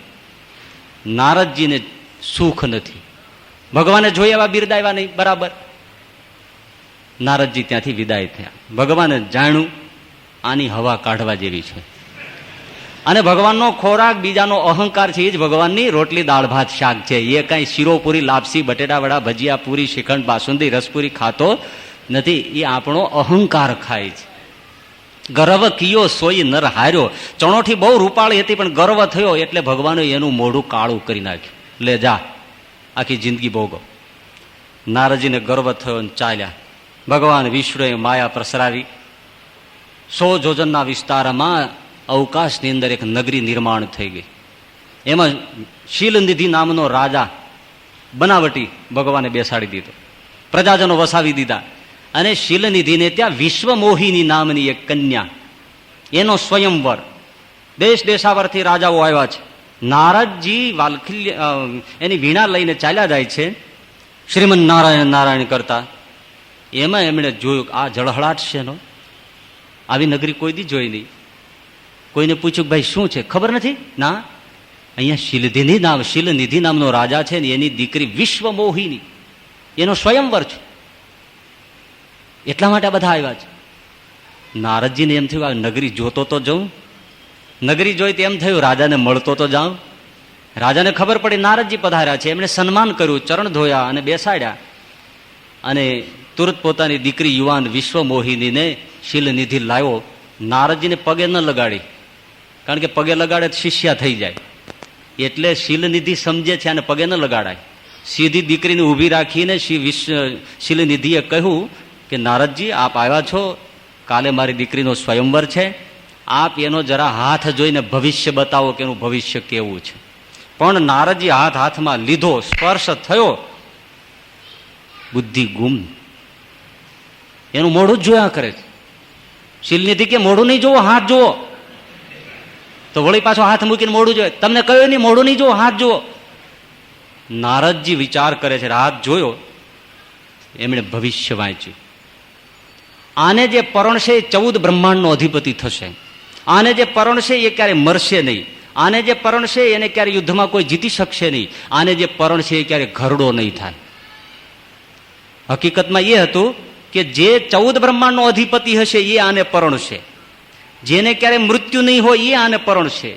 જેને કોઈ ક્યારે હરાવી નહીં શકે એવો જે હશે એ આને પરણશે. પણ નારદજીને બધું ઊંધું વંચાણું કે આને જે પરણશે એ ક્યારે મરશે નહીં. આને જે પરણશે એ 14 બ્રહ્માંડનો અધિપતિ થશે. નારદજી કે પરિણા જેવું ખરું. એટલે તરત જ આશીર્વાદ તો આપવાના હતા નહીં. મનમાં નક્કી કર્યું કે છોકરી પરણવા જેવી છે. હવે આવે છે હમણાં કામ વિજેતાની કથા કરીને આવે છે. નારદજી મનમાં થયું કે હવે અહીંથી જાઓ. એટલે એકદમ રજા માગી. એટલે શીલનિધિ એમ કહ્યું કે અરે મહારાજ તમે આવ્યા છો તો કાલે સ્વયંવર છે, મારી દીકરીને આશીર્વાદ નવ દંપતીને આપીને પછી જાઓ. નારદજી કે ના ના, આશીર્વાદ સમય નથી. શું કામ? ઉમેદવારી કરવી છે. હવે આશીર્વાદ દેવાનો ક્યાં અહીંયા પ્રસંગ જ છે. હવે તો કાલ લાઈનમાં બેસવું જો. અને નારદજી ઉપડ્યા, પણ વિચાર કરવા માંડ્યા કે આ મારા રૂપમાં મને વિશ્વમોહિની હાર પહેરાવે, માથે તોલો, 1.5 વેતની ચોટલી, શરીર થઈ ગયું છે ઘો જેવું, તપ કરીને. વિશ્વમોહિની જેવું રૂપ હોય તો વિશ્વમોહિની હાર પહેરાવે. પણ હવે તાત્કાલિક તો શું એવા ઔષધોથી કેમ શરીર બનાવવું? ન બને. અને આ તો કાલનો જ પ્રસંગ છે. એક દિવસમાં શું થાય? વરસ દાડાનો ફરક હોય તો પાન મસાલા ગમે તેવું એવું કંઈક લાવીને બરાબર ખોરાક કરીને શરીર બરાબર કરવું શક્ય નથી. એક ઈલાજ છે. ભગવાન વિષ્ણુ દયાળુ છે, ખૂબ તપશ્ચર્યા કરી છે. એની પાસે હું મારી માગણી મૂકું. એક પગે ઉભા રહીને ભગવાન વિષ્ણુના જપ કર્યા. ભગવાનને તો બધું કરવું હતું. એ જ મિનિટે તરત પ્રગટ થયા. અરે નારદજી બોલો માગો. નારદજીને પાછો ભ્રમ થયો કે મારું કાર્ય સફળ થવાનું છે એટલે ભગવાન તત્કાળ પ્રગટ થયા. મારી માગણી વ્યાજબી છે. પણ એને ખબર નથી કે તમને શું કરાવવું છે. ભગવાન કે બોલો નારદજી શું જોઈએ છે? જ્ઞાન, વૈરાગ્ય, ભક્તિ શું જોઈએ છે? તો કે ના મહારાજ, તો બહુ પીડ્યું છે. તો શું જોઈએ છે? આપન રૂપ દેહી પ્રભુ મોહી. જુઓ પાછી અક્કલ ખોઈ. હે મહારાજ, મારે આ વિશ્વ મોહિનીને પરણવું છે, એટલા માટે મને તમારું રૂપ આપો. રૂપ ઉછીનું મળે પણ યાદ ન રહ્યું કે તમે તમારું રૂપ મને થોડો સમય આપો, જેથી કરીને હું વિશ્વ મોહિને પરણી શકું. રૂપ ઉછીનું લેવાતું હોય તો કાબર કુબડા બધા કોકનું પાડોશમાં ઉછીનું લઈને પરણી આવે, પછી પાછું આપી આવે. એવું થતું નથી. ભગવાન વિષ્ણુએ કહ્યું, નારદજી સારું, સમય ઉપર તમારું જેમ ભલું થશે ને એમ હું કરીશ, ચાઓ. નારદજીને એ પણ શબ્દો બરાબર સંભળાયા નહીં. ભગવાન અદ્રશ્ય થયા. બીજા દિવસનું સવાર પડ્યું. આખી રાત નારદજીએ ભજન કર્યું છે. મહારાજ નંબર લાગી જાય, નંબર લાગી જાય, નંબર લાગી જાય. સમયાણામાં આવ્યા છે. નારદજીએ ચારે બાજુ નજર કરી કે આટલી બધી ખુરશીઓ છે, દેશ દેશાવરથી રાજાઓ આવશે, પરંતુ આમ હાથ ફેરવે છે તો એને લાગે છે કે રૂપ નિખર્યું છે. ભગવાને એવી કરામત કરી કે શરીરમાં તે જ દેખાય. મોઢું વાંદરાનું કરી નાખ્યું. ફક્ત મોઢું વાંદરાનું અને શરીર રૂપકડું. નારદ મોઢું દેખાય નહીં. અને આ સંન્યાસી મહારાજ અરીસો તો રાખે નહીં ભેળો, એટલે હવે મોઢું જોવાય કેમ? આટલી શકલ બદલી નાખી. શરીર એકદમ ખૂબ સુંદર લાગે. નારદજીને વિચાર છે કે આવું સરસ મજાનું રૂપ વિશ્વ મોહિનીને આટલા ચક્કર કાપવા પડે એના કરતા પેલી જ ખુરશીમાં બેસી જાવ. એટલે એમણે પગ તોડવા માટે પેલી ખુરશીમાં બેઠા, પેલી જ લાઈનમાં આવે, પૂરું ઉપાડીને ઘર ભેગા. પણ ઘરે નથી, જાશો ક્યાં? નથી ઝૂંપડું, નથી કોઈ મહેલ, નથી કોઈ એપાર્ટમેન્ટ, કોઈ સોસાયટીમાં બંગલો ભાડે નથી લીધો. જાશો ક્યાં? ગંગાને કિનારે ક્યાંક જોડે વડલા હેઠ પીડ્યા રે થાય બે જણા. પણ સીધો ઉપડી જાઉં કે બેઠા. ઘંટનાદ થયો, શંખનાદ થયો, અને વિશ્વ મોહિની સખીઓની સાથે સુંદર મજાની પુષ્પમાળા લઈને આવી. પેલી લાઈનમાં જ્યાં પ્રવેશવા ગઈ ત્યાં જ મુહૂર્તમાં અપશુકન. વાંદરાનું મોડું જોયું વિશ્વ મોહિનીએ કીધું બેનપણીઓને, મારા બાપને કહીને આને ધક્કા મરાવીને બહાર કાઢો, અપશુકન વાંદરો અહીં ક્યાં બેઠો છે. આખી લાઈન છોડી દીધી. ઓલા રાજા ઊંચા નીચા થઈ ગયા કે આના પાપે અમારું શું? બધા લટકી રહ્યા. વિશ્વ મોહિની આખી બીજી લાઈનમાં વહી ગઈ. નારદજીને હજી એમ થયું કે આને મારા ઉપર નજર નથી પડી, એટલે મને જોવાનું ભૂલી ગઈ છે. એટલે ઉલ્લીન પાછી એ લાઈનમાં આવી. નારદજી આવ્યા. વિશ્વ મોહિની કા તો વાહે પડી ગયો લાગે. એ લાઈને છોડી દીધી, આગળ નીકળી ગયા. એ વખતે શિવજીના બે ગણ હતા, એ પાછળ પાછળ ફરતા હતા. શિવજી મોકલ્યા હતા ખાસ સમાચાર તાજા લેવા માટે કે આ નહીં ધડો રાખે અને વિષ્ણુ ખરેખર આને સુવડાવશે, ઊંધે માથે નાખશે આને. એટલે તમે જઈને મને તાજા લાઈવ કાસ્ટ મને સમાચાર મેસેજ આપતા રહ્યો. બે ગણ આવ્યા હતા ખાસ બ્રાહ્મણના વેશમાં, ત્યાં નારદની પાછળ પાછળ જ આવે. આ બધું થયું એટલે ખુરશીઓ લાઈનો કૂદે એટલે પેલા ગણથી રેવાયું નહીં.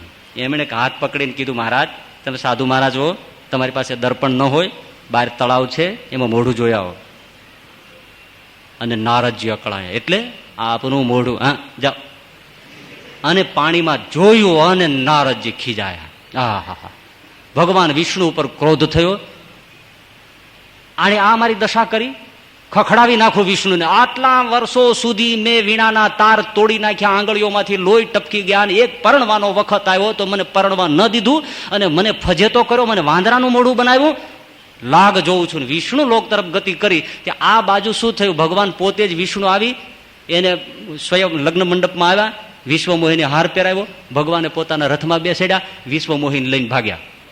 એ નારદજી જતા હતા એ રસ્તામાંથી નીકળ્યા. હવે આને ફાવે ને એવું પાછું. નારદજીએ જોયું આ વિષ્ણુ જ છે, પણ જ્યાં જોયું ત્યાં તો રથમાં વિશ્વ મોહિની. આને પરણવું તું પોતાને, એટલા માટે મને આ વાંદરાનો કર્યો. અને પછી તો બહુ ઝઘડો થયો છે. ભગવાનને શાપ આપ્યો છે, તમે મને જાઓ સ્ત્રીથી વિયોગ કરાવ્યો છે, તો હું તમને શાપ આપું છું, તમને પણ તમારી પત્નીથી વિયોગ થાય. અને એ રામા અવતારમાં ભોગવ્યો. ભગવાને કહ્યું કોઈ વાંધો નહીં, તું મારો ભક્ત છો, તારું અહિત થાય એવું હું ન કરું, હું શાપ મારે શિરે સ્વીકારી લઉં છું, પણ હું તને પડવા નહીં દઉં. નાનું છોકરું કે મારે પૈણવું છે પરણાવાય? હજી દૂધની બોટલ હોય હાથમાં કે મારે પૈણવું છે. એટલે નારદજી સમજો, તમે બાળક છો માટે હું તમને લગ્ન થવા ન દઉં. આવું રામાયણમાં કીધું છે ભાઈ. પછી માયા ભગવાને આમ ખેંચી લીધી. જેવી માયા ખેંચીને નારદજી એકદમ આશુ મહારાજ, વિશ્વ મોહિની ગાયબ, રથ ગાયબ, કોઈ પણ નહીં. અને આ બધી ગાળો દીધી યાદ. એટલે ભગવાનના પગ પકડ્યા, મહારાજ મેં આપનો ખૂબ અપરાધ કર્યો છે. તો કે નારદજી જે થયું તે મેં તમારે મોડે સ્તુતિ પદો બહુ મીઠા સાંભળ્યા, પણ આ સાંભળવાનો પણ એક મજો આવ્યો છે. એટલે આનંદ છે, જાઓ સુખેથી. હવે તમે આ પ્રાયશ્ચિતમાંથી છૂટવા માટે 1000 વર્ષ સુધી ઓમ નમઃ શિવાયના જપ કરો, ત્યારે પવિત્ર થશે. લ્યો ક્યાં ભટકાડ્યા? નંબર 1 લેવો તો 1000 વર્ષ સુધી ઓમ નમઃ શિવાયના જપ કરો, જાઓ. એટલે આવા વિશિષ્ટ સંજોગોમાં નારદજી પણ મોહિત થયા. ઇન્દ્ર ગૌતમ પત્નીને અહલ્યાને પરણવા, એની સાથે વિલાસ કરવા આવ્યો. ચંદ્રને મિત્ર બનાવ્યો. મનનો દેવતા ચંદ્ર છે. જો કોઈ પણ ભોગ ભોગવો હોય તો મનને એમાં ભેળવા વગર થતો નથી. ચંદ્રને મિત્ર બનાવ્યો, એને કુકડો બનાવ્યો. ઇન્દ્ર સ્વયં ગૌતમ ઋષિનું રૂપ લીધું અને રાત્રિના 2 વાગે કુકડો બોલ્યો. ચંદ્ર બન્યો તો કુકડો બોલ્યો. ગૌતમને એમ થયું, સવાર થયું, તુંબી પાત્ર વલકલ વસ્ત્ર લઈ અને સ્નાન કરવા ઉપડી ગયા.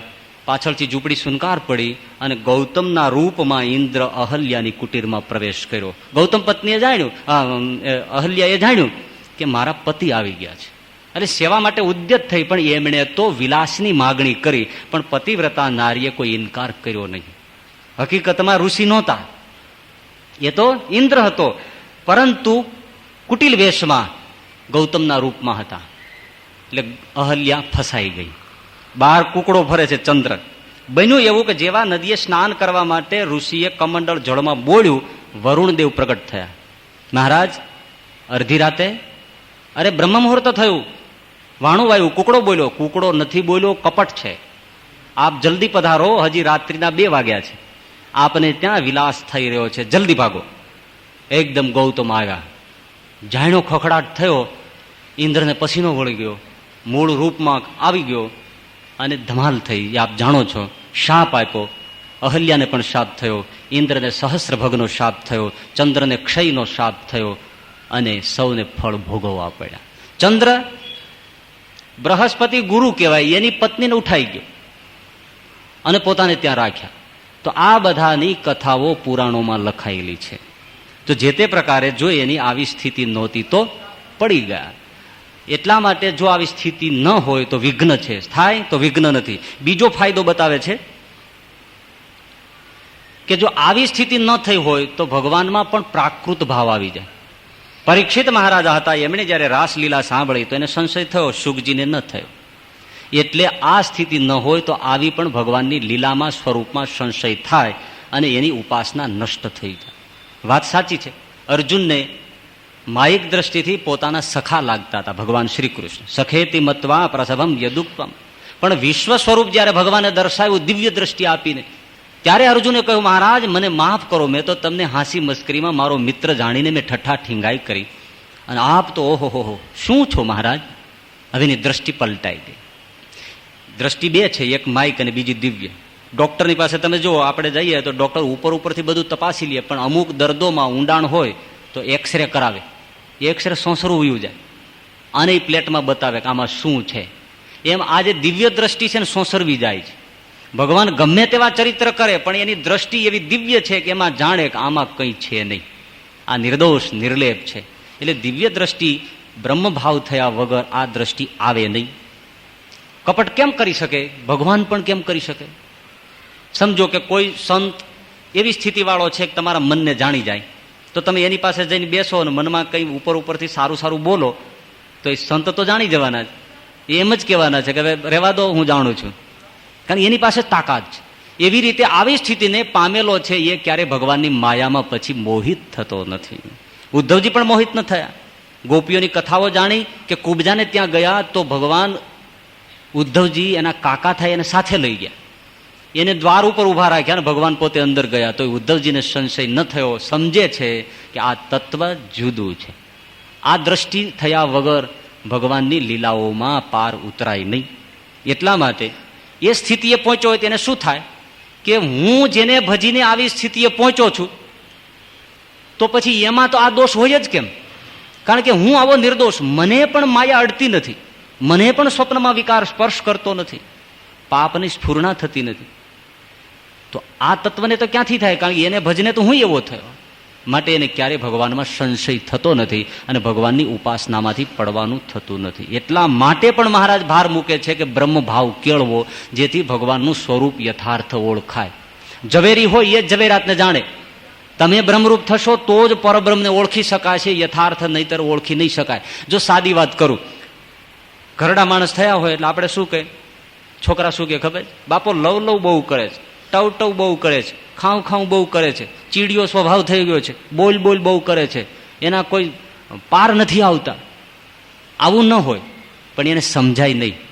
પણ એ ઘરડો થાય ત્યારે સમજાય કે ઘરડા થાય ત્યારે મગજ કાબુમાં રહેતું જ નથી. ન બોલવું હોય તો બોલાય છે, ન કરવું હોય તો આવું થાય છે, કારણ કે એ અવસ્થાના ગુણ છે. એટલે ભાઈ વૃદ્ધ થાય ત્યારે ખબર પડે, એ વગર એને એક વાત સમજાય નહીં. એવી રીતે બ્રહ્મરૂપ થયા વગર પરબ્રહ્મની એકેય વાત સમજાય નહીં, એકેય લીલા પણ સમજાય નહીં. માટે ભગવાન જેવા છે એવા સમજવા માટે પણ બ્રહ્મ ભાવના કરીને પરબ્રહ્મની ઉપાસના કરવી યોગ્ય છે. હવે એક મુદ્દાની વાત ટૂંકમાં આવે છે કે આવી સ્થિતિ લેવી છે, બરાબર છે. તો મહારાજ છેલ્લે બતાવ્યું કઈ રીતે થાય. એક જ વસ્તુ કે એવી રીતે ભગવાનમાં અખંડ વૃત્તિ રાખતા રાખતા એવી દ્રઢ સ્થિતિ થાય છે. હવે આ ચોથો મુદ્દો ઉમેરાયો, એને ધ્યાનમાં રાખવાનો છે. એક, નામ સ્મરણ કરવું. બે, નામીય સહિત કરવું. ત્રણ, બ્રહ્મ ભાવે સહિત કરવું. અને ચોથું, અખંડ કરવું. 5-10 મિનિટ 24 કલાકમાં બેસીને આત્મા છું એમ ભાવના કરી અને ભગવાનનું ભજન કરી લીધું. અને પછી મહારાજ કે ઘડી એકાગ્ર બનીને ભજન કરે અને પછી ચાળા ચૂંથતો ફરે, એનાથી આ સ્થિતિ થતી નથી. હા, થોડી વાર 24 કલાકમાં એને 2-3 મિનિટ કે 5 મિનિટ બ્રહ્મ ભાવના રાખી, ભગવાનની ઉપાસના કરી, ધ્યાન ભજન કર્યું અને પછી સંસાર વ્યવહારમાં ડૂબી જાય અને વૃત્તિ તૂટી જાય તો આ સ્થિતિ નહીં થાય. બહુ સરસ રીતે પર્યાપ્ત રીતે આ વચનામૃતમાં મુદ્દા 2 મૂક્યા, 2 આગલામાં મૂક્યા. એટલે નામ સ્મરણ, નામીય સહિત, બ્રહ્મ ભાવે સહિત અને અખંડ. થોડો સમય કરીને મૂકી દીધું, વાત પતી ગઈ. તો નહીં થાય. કેમ? એક જગ્યાએ પાણીનો ઘડો ઢોળ્યો, પછી કાલે ઢોળો તો પાણીનો ધરો ન ભરાય, કારણ કે આગલા દિવસનું જળ આગલે દિવસે સુકાઈ જાય. વળી આજે ઢોળો થી પાછું સુકાઈ જાય. પણ નાની એવી જો આંગળી જેવી પાતળી શેર અખંડ વહેતી હોય તો મોટો પાણીનો ધરો ભરાઈ જાય. થાય ને? એટલે આજે થોડી વાર સ્મરણ કર્યું, થોડી વાર બ્રહ્મ બ્રહ્મ બ્રહ્મ પરબ્રહ્મ પરબ્રહ્મ કર્યું અને પછી બથમ બથા, તો ક્યાં ઉડી ગયું બ્રહ્મભાવ? એ ન સમજાય કાંઈ નહીં. ખીચડી ચૂલે મૂકી, ગેસ ચાલુ કર્યો, 5 મિનિટ ચાલુ રાખી પાછો બંધ કરી દીધો. પછી 10-15 મિનિટ પછી પાછો ચાલુ કર્યો, 15 મિનિટમાં 5 મિનિટ ચાલુ રાખ્યો, પાછો બંધ કરી દીધો. ખીચડી ચડે? ચડે કોઈ દિવસ? એની 71 પેઢી આવે તો ખીચડી ન ચડે. એ તો સતત જ્યાં સુધી ખીચડી પાકે નહીં ત્યાં સુધી ચૂલો બંધ કરાય નહીં. અખંડ જોઈએ, બસ અખંડ એની નીચે તાપ હોય તો જ ખીચડી પાકે, નહીતર ખીચડી પાકે નહીં. તમે તપાવ્યું, ખીચડી ઠરી ગઈ, પાછું તપાવો ફરીથી. એટલે આપણું એ થાય છે, સવારે પૂજા કરી પછી ભગવાન જ્યોત, ભગવાનની જગ્યાએ આપણે આપણી જગ્યાએ. અમને ક્યારેક કોઈને વાત કરીએ ને તો કે અમે શિક્ષાપત્રી પ્રમાણે રહીએ છીએ. ભગવાન સ્વામિનારાયણ શિક્ષાપત્રીમાં કીધું છે સવારે પૂજાપાઠ કર્યા પછી બહાર નીકળ્યા પછી સૌએ પોતપોતાની રીતે રહેવું, પોતપોતાની રીતે વર્તવું. અરે હા, એમ નથી કીધું બાપા. એટલે અખંડ જોઈએ. પ્રાણાયામની પ્રક્રિયા શીખાવનારા જોજો, એ શું કે છે કે તમે રોજ કરો. જો વચ્ચે એક દિવસ પણ પાડી દીધો તો તમને ફળ નહીં મળે. ખરું ને? રોજ કરો. જો એમણે કીધું કે 2 મહિનાનો કોર્સ છે, 2 મહિનામાં એક પણ દિવસ પડવો ન જોઈએ. જો એક દિવસ પડ્યો તો ફરીના દિવસથી પાછા 2 મહિના ગણવાના, તો જ કામયાબી થાય. ભાઈ આવી વાતમાં પણ એક દિવસ પડે તો સિદ્ધિ થતી નથી. તો આ બ્રહ્મભાવની સિદ્ધિ થાય ક્યાંથી? 5 મિનિટ કર્યું અને પછી ઠેકાણું નહીં. અખંડ જોઈએ. તમે વોકિંગ લ્યો ને સવારમાં, એ અઠવાડિયામાં 2 દિવસ લ્યો ને પછી 15 દિવસ સુધી ન લ્યો તો તમને વોકિંગનો કોઈ ફાયદો ન મળે. અરે ડોક્ટર અમુક દવાઓ આપે છે તો એમ શું કે છે કે આ કોર્સ પૂરો કરવાનો, જો અધૂરો રહ્યો તો ઉથલો મારશે. એક વસ્તુમાં તમારે એને કન્ટિન્યુઅસલી જોઈએ તો જ તમારે સિદ્ધિ થાય, નહીતર થતી નથી. ત્યારે આપણે એવું થાય છે, મંદિરે આવ્યા ત્યારે ભજન કર્યું, પગથિયા ઉતર્યા એટલે પોતપોતાની રીતે વર્તવું ના. એટલે આ વસ્તુ સિદ્ધિ નથી થતી. એટલે અખંડ. હવે અખંડ કરવાની વાત આવે ત્યારે એક પ્રશ્ન થાય, અખંડ કરવું કેમ બાપા? અમારે વ્યવહારમાં રહેવું કે નહીં?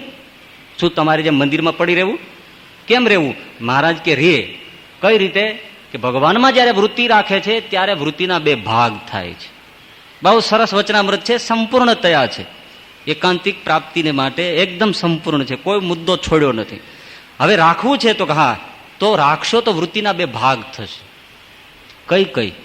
એક વૃત્તિ પ્રેમેયુક્ત અને બીજી વૃત્તિ વિચારયુક્ત. એટલે એક પ્રેમેયુક્ત વૃત્તિ છે એ ભગવાનમાં અખંડ રહેશે, અને વિચારે યુક્ત વૃત્તિ છે એ આપણા દેહના તમામ વ્યવહારોમાં રહેશે. ભજનનો કરનારો છે એમાં રહેશે, એ બધું ધ્યાન રાખશે, બધી ક્રિયા કરાવશે.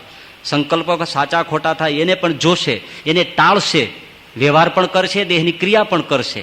એ વિચારે યુક્ત છે. અને પ્રેમે યુક્ત વૃત્તિ અખંડ ભગવાનમાં રહે છે. આ રીતે જયારે એ સાધે ત્યારે વૃત્તિ તૂટે નહીં. નહીતર તો ક્રિયામાં ગયા તો ક્રિયારૂપ, ભજનમાં આવ્યા તો ભજનમાં, એમ નહીં થાય. એટલે આ સાધવું પડે. તો કોઈને એમ થાય કે આવી રીતે ખરેખર લખ્યું છે પણ થાય ખરું? વૃત્તિના બે વિભાગ થાય. આમ કરવા જાય તો કઈ રીતે થાય? વૃત્તિ આમ રાખવા જાય તો આમ થઈ જાય. જો ભગવાન સંભાળવા જઈએ તો રોટલી બળી જાય, રોટલીનું ધ્યાન રાખવા જાય ભગવાન ભૈયા જાય. તો આ કેમ ના થાય? પણ કર્યું નથી. તમે મારુતિ ગાડી કે એસટીએમ તમે લઈને નીકળો અને તમારે જ્યાં પહોંચવું છે ત્યાં પહોંચો. એ લક્ષ્ય છે કે મારે અમદાવાદ કે રાજકોટ જવું છે, બરાબર છે? તો તમે રસ્તા ઉપર ધ્યાન પૂરેપૂરું છે કે નહીં? ત્યારે રસ્તાની આજુબાજુ ધ્યાન બધે છે. આખી ગાડીમાં ધ્યાન છે કે પંચર પડ્યું, વ્હીલ ડગ્યું, બારણું ખુલ્યું, ડેકી ખુલ્લી છે, બારણું ખુલ્લું છે, એમાંય ધ્યાન છે. ઓવરટેક થાય છે, આવે છે, જાય છે, ઝાડવા છે, વૃક્ષો છે, લીલોતરી છે, વરસાદ થયો છે, નથી થયો, વાવણી થઈ છે, નથી થઈ, મજૂરો છે, નથી, જોવે છે. બાજુમાં બેઠો છે એની સાથે વાતો કરે છે, એની સાથે તાલ લે છે. પાન બીડી સોપારી ખાવું હોય તો ખાય છે, રેડિયો સાંભળવો હોય તો એમાં પણ કોમેન્ટરી સાંભળતો જાય છે, ફોન હોય તો એને સેલ્યુલર ફોનથી વાત કરે છે, અને છતાંય ગાડી દોડી જાય છે કે નહીં? આમાં તો 5-6 વૃત્તિઓ કરે છે, તો આમાં 2 વૃત્તિ ન થાય? પણ કરતા નથી. વ્યવહારમાં આપણે બધું કરીએ છીએ, 5-5 વૃત્તિ થાય છે. એટલે મહારાજે લગભગ અંત્યના 9મા વચનામૃતમાં એ જ કહ્યું છે. ઘોડેસવારીનું દ્રષ્ટાંત આપ્યું છે, પાણીયારીનું દ્રષ્ટાંત આપ્યું છે. પણ આજના જમાનામાં એ બધું ગયું એટલે આપણે મોટર ગાડીનું આપવું પડે. તો એ બધું ધ્યાન રાખે છે. પણ પ્રેમે યુક્ત વૃત્તિને સમજવા માટે એક જ વસ્તુ ધ્યાનમાં રાખો. પતિવ્રતા નારી, એનો પતિ પરદેશ ગયો, એમ કહ્યું છે કે હું મહિના દાડા પછી આવીશ, પણ આવ્યો નહીં, મહિના 6 થઈ ગયા. ધર્મિષ્ઠ અને પતિવ્રતા નારી છે, વિજોગણ સ્ત્રી. હવે ઘરનું કોઈ પણ કામ કરે છે ત્યારે એને કોનો ચહેરો દેખાય છે? બોલો, કોનો દેખાય છે? હાલતા ચાલતા, ખાતા પીતા, જાગતા, સ્વપ્નમાં, અરે ઊંઘમાં પણ ઝબકી જાય છે. આવ્યો આવ્યો, સમાચાર આવ્યા, ફળિયામાં જઈને દોડે. પવનથી બારણું ખખડે તો દોડીને જાય. સ્વપ્નમાં પણ એ જ. તો ઘરનું કામ નથી કરતી? ઘરનું કામ કરે છે, પણ એની વૃત્તિ એના પતિના સ્વરૂપમાંથી એક ક્ષણ પણ જતી નથી. શા માટે? એવો પ્રેમ છે. એટલે એવો જો પ્રેમ ભગવાનમાં જાગે તો એક વૃત્તિ ભગવાનને છોડવા ક્યારેય તૈયાર થાય જ નહીં. અને ઓટોમેટિકલી બીજી વૃત્તિ છે એ સમાધાન સાધીને વ્યવહારમાં રહેવા માંડે કે હવે આ કરો. ગોપીઓ છે એ વ્યવહારનું કામ કરે છે, બધું ગાયો દોય છે, વલોણા કરે છે, પણ કૃષ્ણ એના દિલમાંથી જાતો નથી. એટલે પતિવ્રતા નારી, સમજો કે પતિવ્રતા આજે રહી છે કે નહીં એ પ્રશ્ન છે, પણ કોઈને જે સાચો પ્રેમ થયો છે તો એ એના પ્રિય પાત્રને ભૂલે નહીં. એ ન સમજાય તો જવા દો. તમે ગાડી લઈને જાઓ છો ને તમારો દીકરો તમારો કોઈનો માની નહીં લેતા, કોઈનો દીકરો હોસ્પિટલમાં સિરિયસ છે, ફોન આવ્યો છે અને એ જાય છે, એક ક્ષણ એ ગાડી ચલાવતા એના દીકરાને ભૂલે છે? શું થયું છે? ડોક્ટરે સારવાર કરી છે, દીકરો હશે, સ્વસ્થ હશે, વાગ્યું હશે, નહીં વાગ્યું હોય, જવાશે, પહોંચાશે, ક્યાં છે? ગાડી જાય છે, છતાં વૃત્તિ ક્યાં છે? દીકરામાં છે. એટલે અવશ્યપણે 2 વૃત્તિ માનવ માત્રને પરમેશ્વરે આપી છે, જેનાથી એનો વ્યવહાર ચાલે છે. એટલે એ વૃત્તિ એ પુત્ર પરિવારમાં જે રાખે છે, પ્રેમયુક્ત વૃત્તિ કોઈ પત્નીમાં રાખે છે, કોઈ પુત્રમાં રાખે છે, કોઈ ધનમાં રાખે છે, એ વૃત્તિને ખસેડીને એને ભગવાનમાં જોડવાની છે. અને બીજી જે વ્યવહારમાં વૃત્તિ અખંડ રહે છે એ વ્યવહારમાં જ રાખવાની છે. આવી જ્યારે સાધના કરે છે ત્યારે એને અખંડ વૃત્તિ ભગવાનમાં રહે છે. અને અખંડ વૃત્તિ રાખે ત્યારે એને કહી એવી સ્થિતિ પ્રાપ્ત થાય છે. કેવી સ્થિતિ? 3 દેહથી પર પોતાનું સ્વરૂપ તેજોમય જુએ ને એમાં ભગવાનની મૂર્તિ સાક્ષાત દેખે. આવી સ્થિતિ થાય એટલે હવે એ ક્યારેય માયામાં ફસાય નહીં અને ક્યારેય ભગવાનની માયામય લીલાઓમાં પણ અટવાય નહીં. ન ઉપાસનાથી પડે, ન ભક્તિ માર્ગથી પડે, અને અંતે ભગવાન પુરુષોત્તમ નારાયણના ચરણારવિંદને નિઃસંશય નિર્વિઘ્ન થકો પહોંચે. આ રીતે 23મું વચનામૃત મહારાજે સુંદર રીતે સમજાવ્યું છે. સહજાનંદ સ્વામી મહારાજ